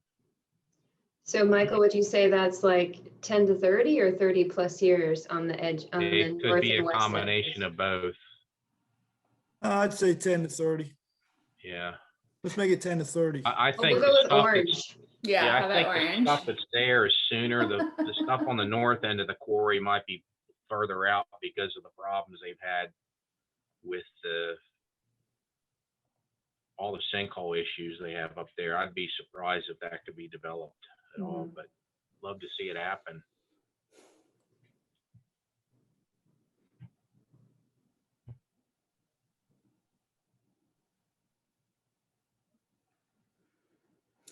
Ashley or Arash, do you have any ideas or thoughts about any of this? I'm looking at like street view of like Riverview Plaza. Just kind of, if something did happen with that station, not saying that any of those uses or those tenants would have to leave, but we're talking about, going vertical. That could also be a possibility there, and that would bleed into going towards the mall. I could see having a lot of density from that station towards the mall. So why not Riverview Plaza be part of that? As long as you leave Chick-fil-A alone, then I'm good with that. A good example of that is right at the edge of Arlington and Alexandria and the rail yards. They put in big box stores that have a lifespan of a certain time that they're planning on repurposing all that. And that's the way we might be thinking of that. I would say that's 10 to 30 years. Yeah, but I agree with Ashley, man. I can't imagine Amazon's not going to push the Targets and the Home Depots and the Bed Bath & Beyonds of the world out of business in the next 10 years, and they'll need to repurpose all that parking and building. So Michael, on that thought, what do you think about like the Walmart and those shopping centers that are up closer to 70, between 70, that area? I wouldn't think 30 years later, after I designed it, that it would be in the shape it's in now. Walmart, for some reason, is always going to do well, but that area around the old historic mansion is, I can't believe how they've been able to stay in business with this pandemic and the e-commerce. Yeah, I think that could certainly be another redevelopment, just like the mall. Is it 10 to 30? I'd say 10 to 30. And the reason I'm saying that is because if we're looking at, if the concentration was to get a lot of mixed use, different types of uses in one area, and we're thinking about walking distances and things like that, that would be farther out. I would think things near the Mark Station, mall, where you have the dock right in front of the Target and everything. Those areas right there would be closer to develop. Also, what about, that 355-85 corridor there, they have a lot of dealerships and cars. And I would think probably within 10 years, 10, 15 years, that type of use would probably be going by the wayside. I don't think they're going to have a lot of the CarMaxes and things like that, because what Tesla's doing, they don't even have showrooms. People are going to be buying these things and they're going to be showing up in their driveways. I don't even have spare tires. Yeah. Yeah, what's interesting is the corridor between 270 and 85 straddling Grove Road is light industrial. I don't know how much longer that's sustainable, because they've cut up the spaces in such small tenancies that, I'd already said the wedge down there by the Sam's Club area is certainly, considering I think it needs to go all the way up to Frederick Crossing. Could be a potential area to change that face of the county. Do you think that's still in that 10 to 30 year time frame, or shorter, longer? Again, it depends on how long the leaseholds are going. I think, Right. unfortunately, the Frederick Crossing might be longer, because I know Peterson got a lot of people to sign 50-year leases. Okay. Where you put the yellow, but I think it would be definitely, that area's, those tenants have been there since the 70s, and I think that it could likely happen sooner than 30 years. Could make another orange one. Yeah, I think you're on the fringe, maybe a 20-year horizon that could be redeveloped. Well, yeah, and I just wanted to comment. I don't know if we decided anything about the car dealerships, but if Dennis were in our group, he would want to tell you that he ordered a car through Carvana recently. I'm sure you guys have seen the advertising, and I mean, I had a great experience. And I think as more people sort of realize how easy it can be, and like word gets out. I mean, I agree with whoever said that. I mean, I think these car dealerships are going to be a thing of the past. Yeah.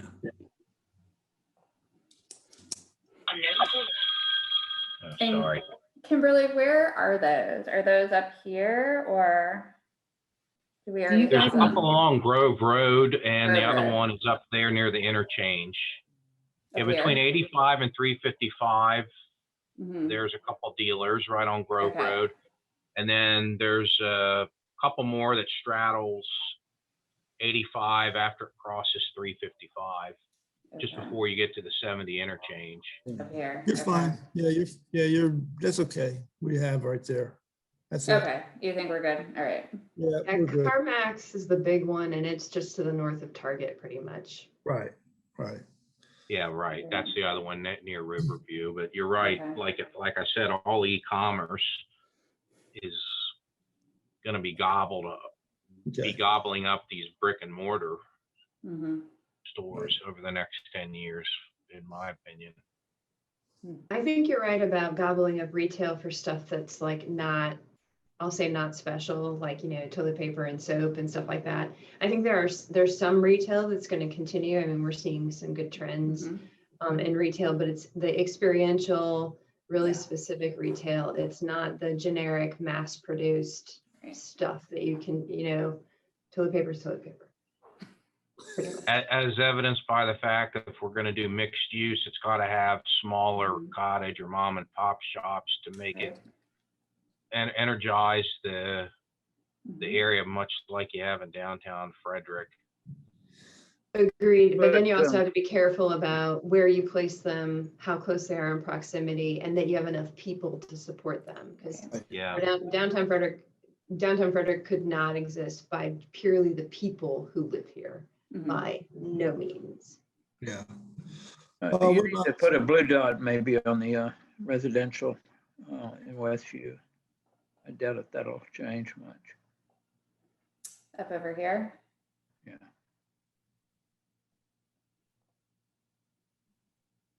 Okay. So back to what Kara was saying just a moment ago about downtown Frederick doesn't have enough population to support the businesses there. I'm hoping that areas like, especially around FSK Mall and the transit-oriented development at the MARC station and a few other areas can have much more dense development than what downtown Frederick is allowing. I see more vertical rise possibilities with residential in those areas. Now, this is going to take a couple of decades to build out, but I think we eventually can have the population there to support a number of smaller mom and pop businesses. Well, the experience will be different living here than downtown Frederick. Yeah. Oh, yeah. It'll be totally different. It has to be. It has to be. I mean, downtown Frederick's an historic area that we can't replicate that. Right. And don't want to. If we develop East Frederick properly, that has huge potential in beefing up the number of housing units. Right. And I agree with what you're saying, Mark. And since the Brickworks property is within the conceptual area, I'd say that that's another great place to do density. Oh, yeah. Totally agree. Definitely. Do we hear from everybody? Excuse me. I would like to add something. I would like to think of it as a series of perhaps smaller dots along the main corridors, let's say 270, 85, because I think that, almost all parcels, at least one parcel deep on each corridor has the potential of being redeveloped, and in short term, maybe a smaller green dots, I don't know. And also I would like to hear from you guys, you are more familiar with the area, about the Westview Business Park area, the south part of the area. And I don't know about that area, if it's a short-term or long-term approach to that. Down in here? Yeah. Yes. I would say that's probably a little longer out, simply because I think that's a little farther away than where the real density is going to be up around the MARC station in that 35-85 corridor triangle. So I think it won't come on as soon as the other ones. So I'd say 10 to, if you want to do a 10 to 30, that's fine. Or would have it, yeah, 10 to 30. Is that okay? Sure. No. And then can you just direct me to where you were saying that you felt like along the corridor? Are you talking about here or? Actually, all corridors. I think the size of these dots, maybe they don't convey the yeah. There you go. The best part about designing the exercise is that we can also adapt it. Not that we can mark the entire map with green dots, but we can think of all of them as short-term approach because of the potential that the corridors, as a general rule, they all have. And also 270. I mean, Like we're Arash's getting addition. broad strokes, but if we took a tax map and marked all the undeveloped or should be redeveloped parcels, it would be pretty easy to identify them. I mean, Lowe's is a perfect example. Nothing around it might happen, but Lowe's itself could be a great redevelopment site. And I God forbid e-commerce pushes them Yeah. out of business. Well, you know, right near Lowe's, you have all of those, what do you call them? They're like trailers. Yeah, there's Manufactured a homes. old Shields trailer park behind it. I see. Yeah, I was wondering what that was. Okay. That's ripe right now for redevelopment. You think so? Oh, yeah.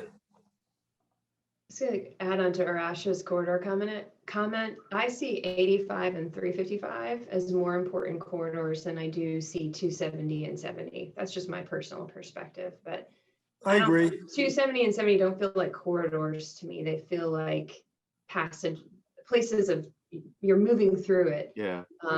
85 and 355 feel like they have the potential to be a commercial corridor. So that's my personal opinion. If you can make that, No, I totally agree. there you go.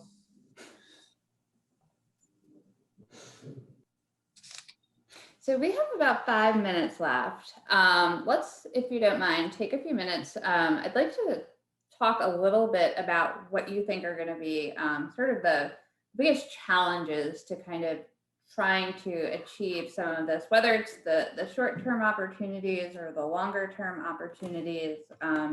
What are the barriers standing in the way of this? Like, you know, so that we can sort of think about what those might be and plan a way to mitigate some of those.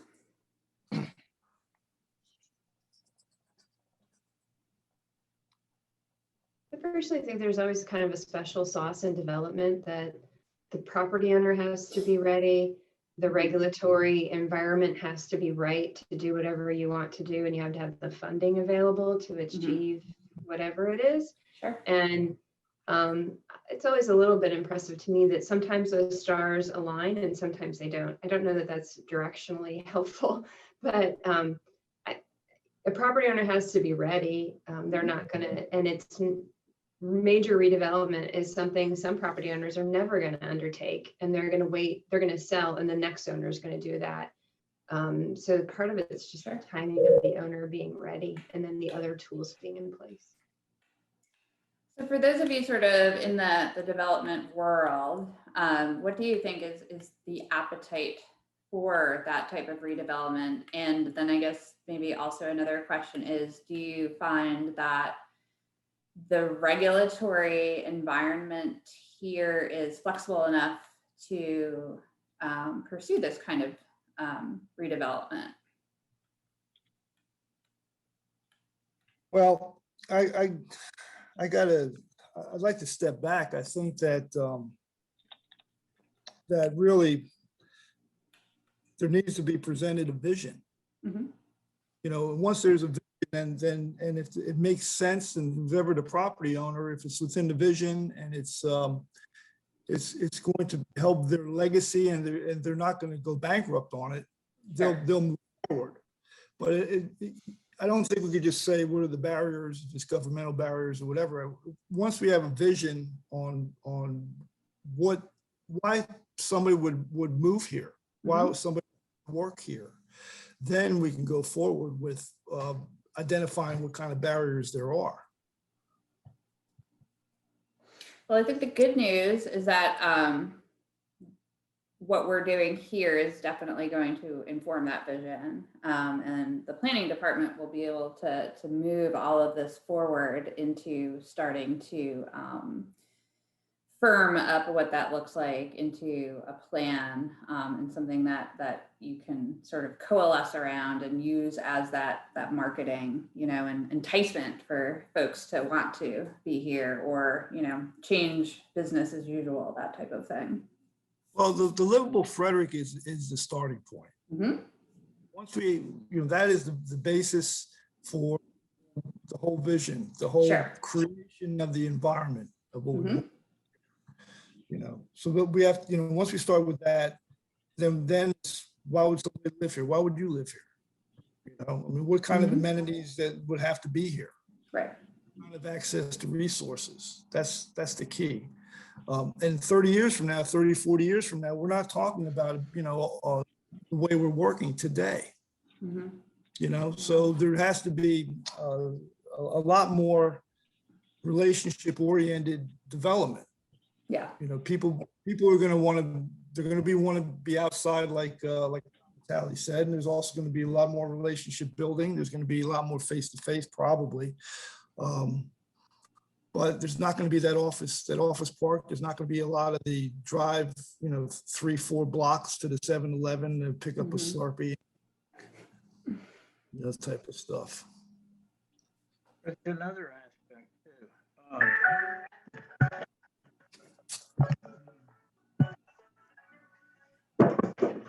Anyway, sorry. There is a thing, something going on where incentive taxation can be a huge deal.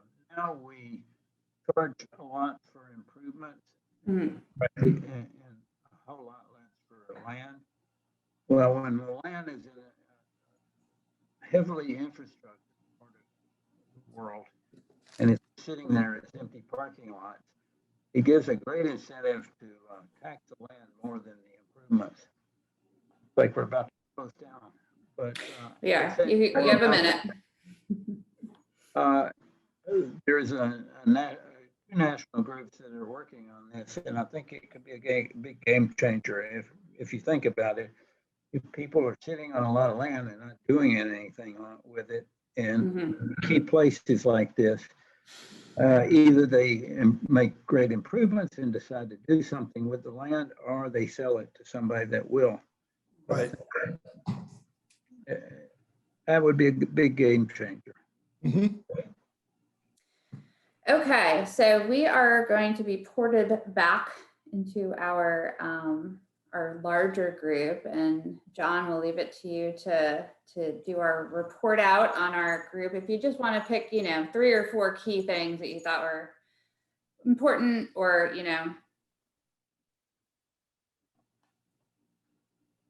okay. To Hunter and my group, we were mid-sentence when we got cut off there for a second. Anybody want to be the spokesperson? Go ahead and raise your hand, and we'll. Karen, Faith, Carl, Ross, anyone, Bueller.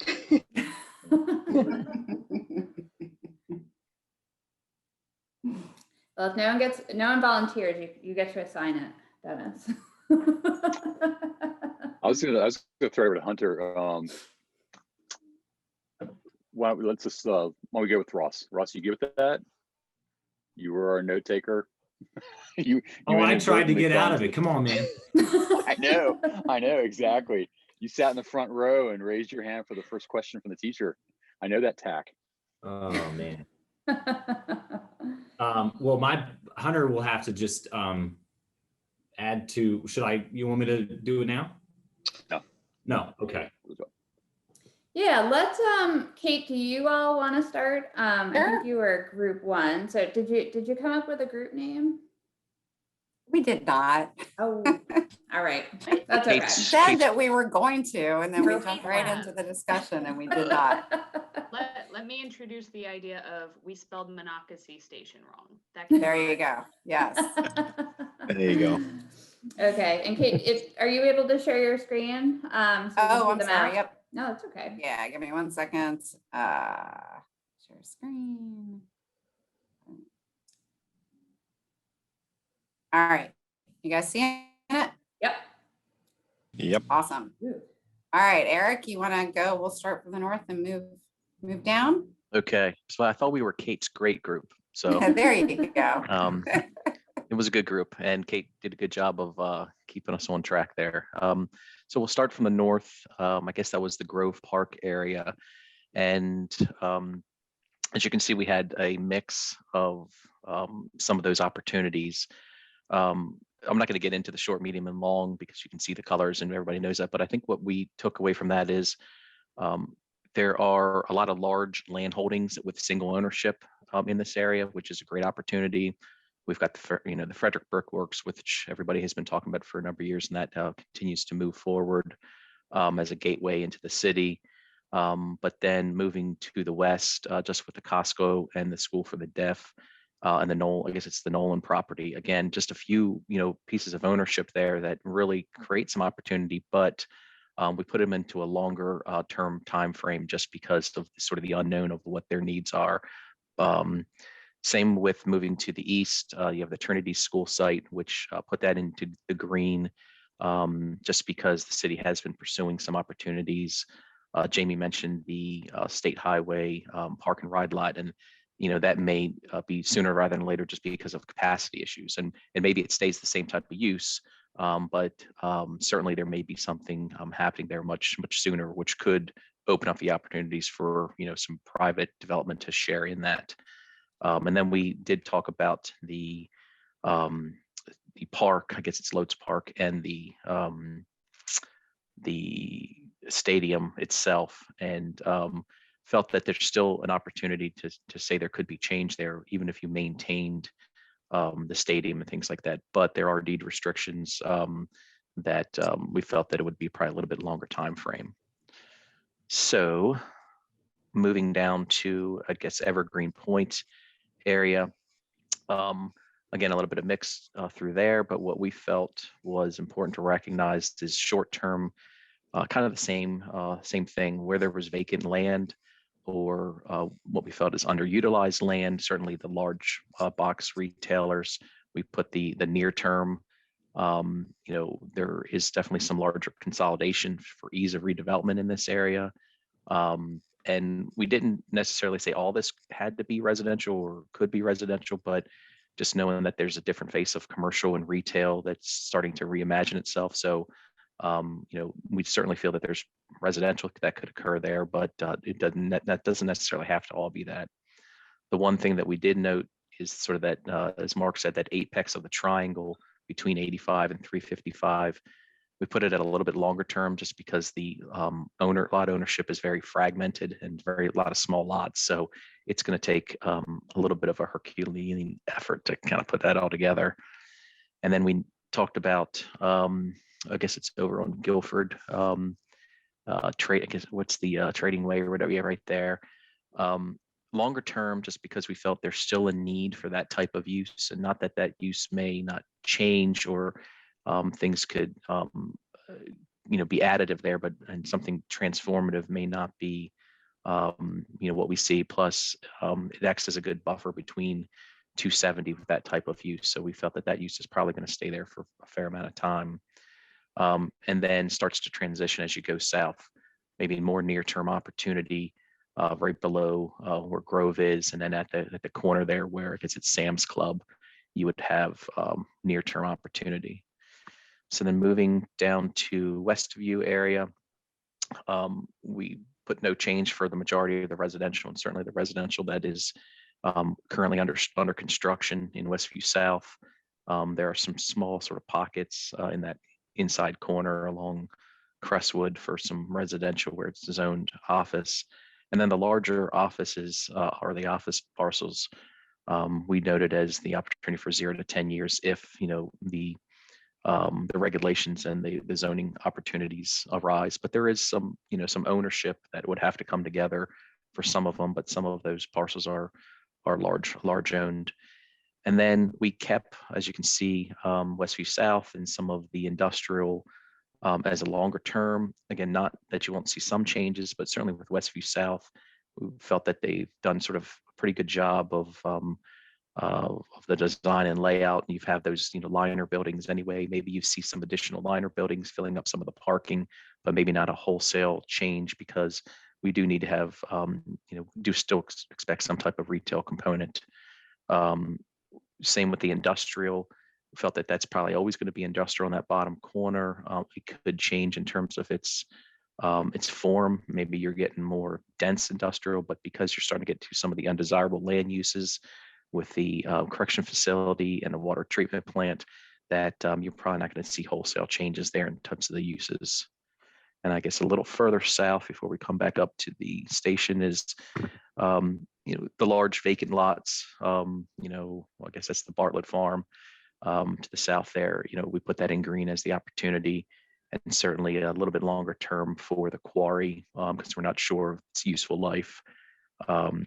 And then left that industrial alone for now as a longer term because that continues to get some build out through there. And then finally, up in I guess it's the Station District we're calling it, just put a big green because there's just so much opportunity there. Certainly with the mall, everything happening adjacent to Monocacy, Mark Station, and then even in the area where there is the ORI there, Long Spectrum. There's just a lot of vacancy, like a lot of underutilized area. There is some federal presence there too with VA, Social Security Administration. Mount St. Mary's is there with their Frederick campus. So definitely would see a mix maintaining there. So still having commercial, but certainly introducing residential in that area. And I think that sums it up. Awesome. Great job. Thank you, Eric. Right. Thank you, Thank team. you. Yep. I'm gonna turn it over to the next group. Okay. I think that was- just, Go ahead. I was just gonna say, Caroline, just for time, maybe as we move through, kind of highlight similarities and differences as you guys, if you can recall all of the what we've said. Great Go ahead. idea.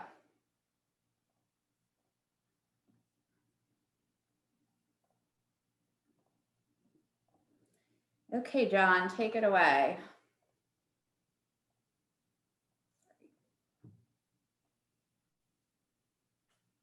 Oh, John, you on mute? I think you're on mute. You're talking to me? John, there we go. No. All right. Oh, John Ferry. Okay. Sorry. Yep. Yes. Okay, yep. Well, everybody's heard of the A team, but we were the A team. 9 people on this team. We had Kara, Michael, Caroline, Arish, Ashley, Alan, Kimberly, Mark, and myself. And the big differences that we did here is you see a darker color at the Monocacy Station. You see it's a darker color green because we feel that's pretty aggressive. That should start right away. That's and if you look on the 355-85 corridor, you see an oblong green there. Even though those are single property owners, we feel that with the incentives and with the underutilized of those properties, that they will start to develop at a quicker pace than 10 to 20 years out. We've also up there in the Brickworks site, we agree that is ready, primed right now to go forward. As we start coming back down, you see over near the Grove Stadium, that's also primed, even though that's in the town itself. But then when we start coming back over into the planning area itself, one of the things that we did discuss is that up in the quarry area, of course, that quadrant up there near 70 might be way down the road and just probably a little piece up there. But if you look at East Street, that there is an opportunity for East Street to extend straight down into the Monocacy Mark Station, parallel right along the edge of the quarry property line, right down there, right, pretty much right to the right of that dotted line. So that gives a whole nice little quadrant there for development. We did put the FSK Mall a little farther out from 10 to 30 years. It's probably going to be more like 10 to 15 years, but we have it outside of the 10-year range. Also up in the Westview areas, we left the residential alone up in the one corner, but down near where the Westview is, the right there, the sign, we have that as a 10 to 10, 10, 0 to 10, and also a 10 to 30. And the reason we feel those areas will develop faster than most is because right now there is some land that can be developed, and there's a lot of vacant buildings there. Bechtel's gone, and we just feel that area, especially with the interchange that's being developed right now on 270, that will start to take and start to be developed. Other areas are the quarry itself. We just said no change at all in the quarry.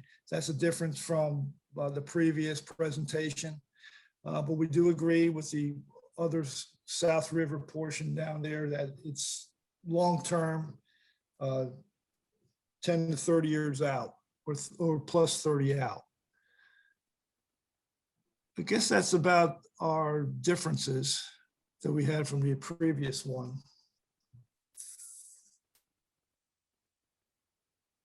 The biggest thing here is that we felt that the 355 and the 85 corridors are within a 0 to 10 year, the whole corridor itself, not just a little area.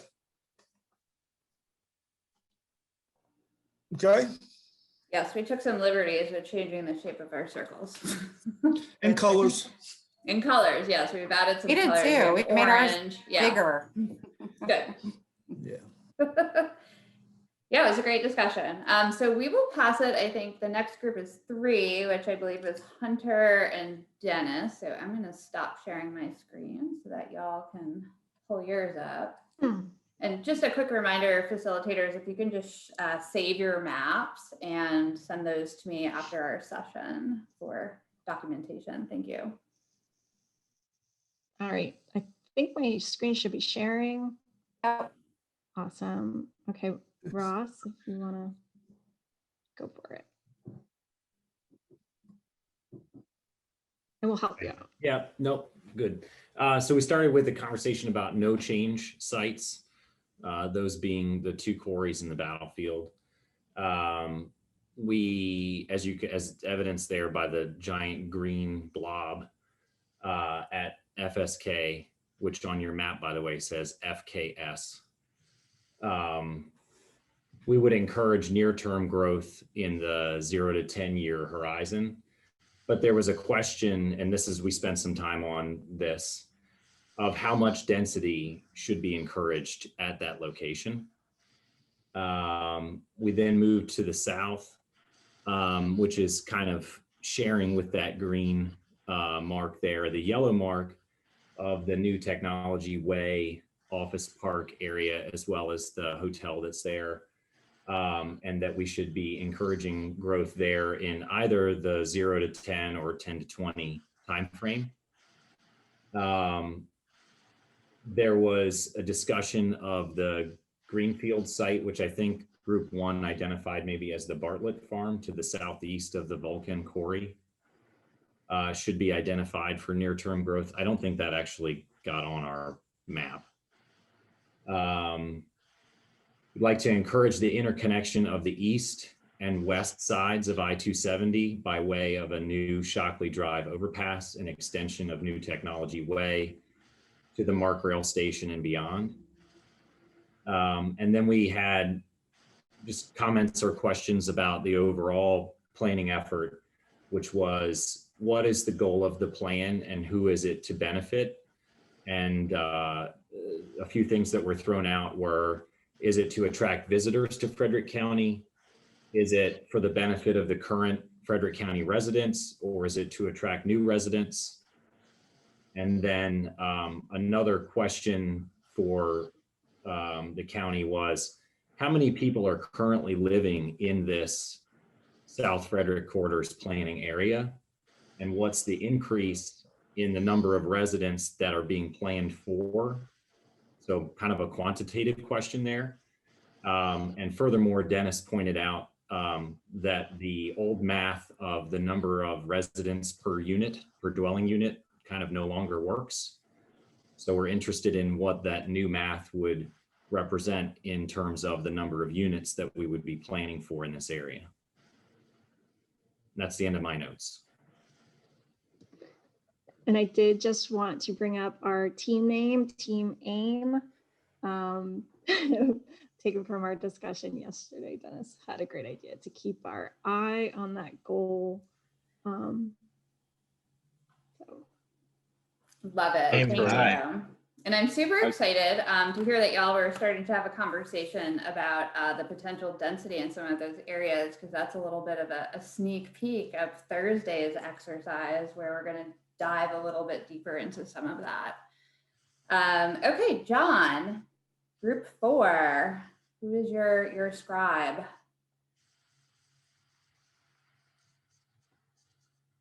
I think you're on mute. I'm not sure if you're talking to us.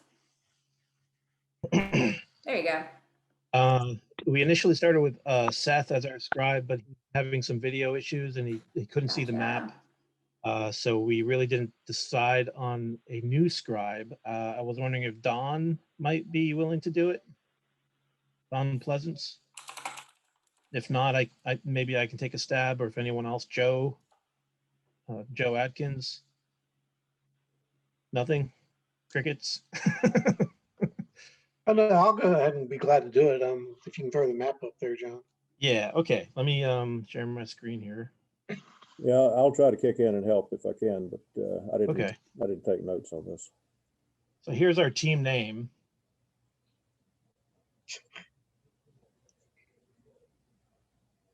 The Beatles? No. I like the Trogs.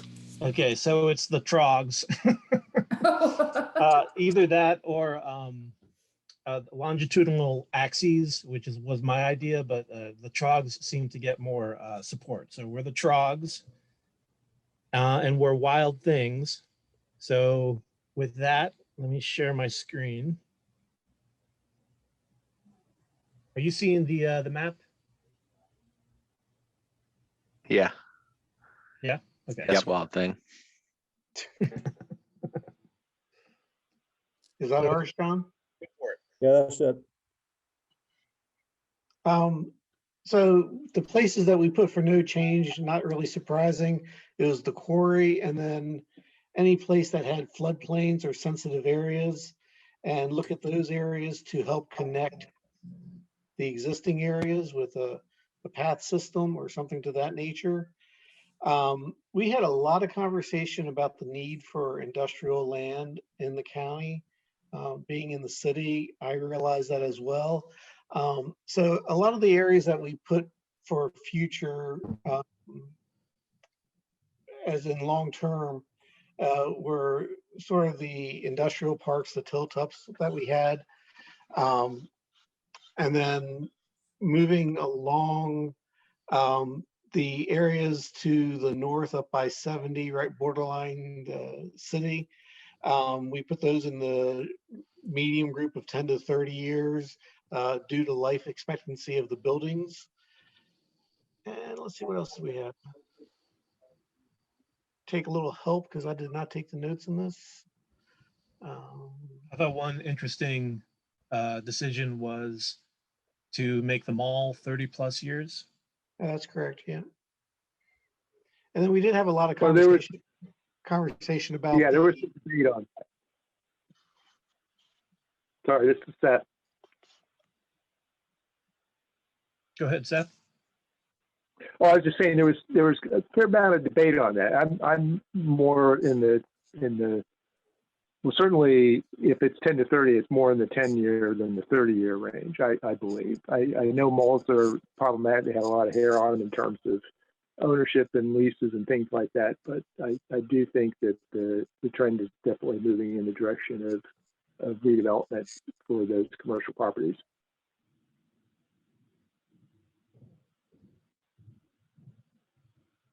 Yeah, there was a lot of discussion about that in the mall area as far as being able to deal with all the leases, the variable leases that are in these properties. And the real question is the value of the land in relation to the structures that are there, the leases that are in place, and the economics of trying to redevelop it on that basis. And we also talked about the MARC station, the compatibility of one of the things I brought up, and I think we had a fair amount of debate about that, was compatibility of residential adjacent to blasting, where you've got the vibrations, which are pretty consistent on a almost daily basis, certainly a weekly basis. And we discussed in the industrial needs for warehousing, and possibly data centers and things like that. Where are they going to go into plan? And those were some of the discussions we had.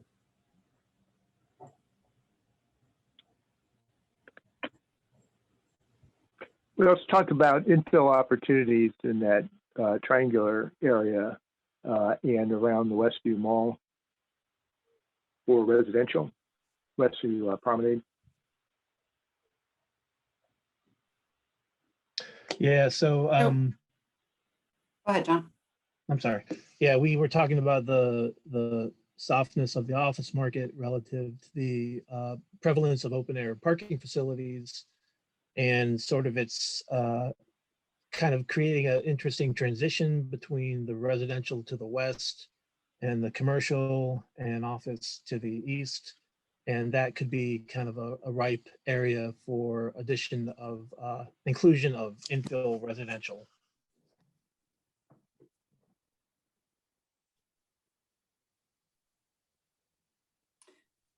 So if I could just make an observation, I think one of the things that's interesting is that, you know, this exercise is very much about trying to read the market a little bit. And I think that's what we're all finding difficult, to kind of know what's gonna get pushed to flip sooner rather than later. But the other big thing I think our group talked about, and I think many of us know, is the larger the parcel, the slightly easier it is for a more significant redevelopment. So I think our group, compared to this, kind of erred on the side of, we picked those bigger parcels where there may be, you know, an easier time of doing infill versus those where it may be past its useful life, but the ability to kind of redevelop at a large scale is challenged by the smaller parcel sizes. So real interesting dynamic that we have at play. I think the other thing that hopefully you all gain from this exercise is that we will plan this entire area for its future vision. So we will, no matter when the time frame is, we'll be thinking about kind of what this could be like 30, 50 years from now. But I think this will be very helpful in being thoughtful about, okay, well, if we are thinking about market demand in the next 20 years, where are those areas that, you know, are going to need maybe that attention sooner rather than later, those sorts of things. So really good discussions, really good mapping. I know John or Dennis or Caroline, any other closing remarks from what you guys saw? I would just add, this is Dennis. I would just add something I just typed into the chat. Our group also had the beginnings of a discussion about the Monocacy River and its natural systems as well. I think that's an important kind of element to throw out there. And we had fewer dots on our map because I think we were kind of wrestling with some of the larger pictures of human footprint and like how we are going to grow, who we are growing for. And those are some big questions, and it's interesting to me that those questions come up in this kind of a environment. Excellent points. All right, well, I think that's a great segue to just sort of wrapping up and sharing our next steps and giving a quick description of what we're going to be looking at in the coming days. Let me just quickly share my screen. So you will get a brief reprieve tomorrow, a day off to catch your breath before we reconvene on Thursday and really start digging into some of these questions that Dennis and his group have raised, thinking more specifically about what could be and, you know, what are the range of options for these opportunity areas that we're starting to talk about. And we're going to be thinking in terms of what we're calling future place types. You can find descriptions of those if you want to do some reading before the session in your participants guide. And those will give you an idea of sort of the range of development types that we're going to be thinking about, sort of from larger regional employment hubs to kind of your smaller scale, mixed use residential types of development. And then you'll have a whole week off while we take all of the information that we've heard and start aggregating all of that. And we will next Thursday on the 15th, dig into starting to think about what could be and how we can get from here to there. So again, thank you all so much. I think this was a really productive session. What we're going to do is take all those maps that you've created and try to develop one sort of master opportunity areas map by aggregating all of those individual maps into one. And we will present that at our next session for all of you. And as we did yesterday, we'll provide a summary follow-up to you via email. If you have any questions or comments, please don't hesitate to contact myself or someone else on the project team. And yeah, thanks so much. I'm going to stop sharing my Carolyn, screen. Yes. One quick request. If possible, could you also take all 4 of the maps and maybe like shrink them down, but do it so that we can compare all 4 side by side in addition? Absolutely. Yeah, so I will definitely include those in the summary that we send out for this session. So you'll be able to see all those and the notes that on your report outs that I was able to capture. So you'll have some context for that. Yeah. All right. Caroline, I had one quick question from my group. I said no, but are we continuing the same groups for the following exercises? No, so we actually chatted about that, I think, in one of our planning meetings, and we decided that we wanted to mix it up a little bit so that maybe there is the opportunity to create some synergies between folks that weren't there in the first session and, you know, develop some new dynamics and maybe let folks who haven't met each other before, you know, make some new friends. So we will be switching it up. I hope everybody likes me in my new group.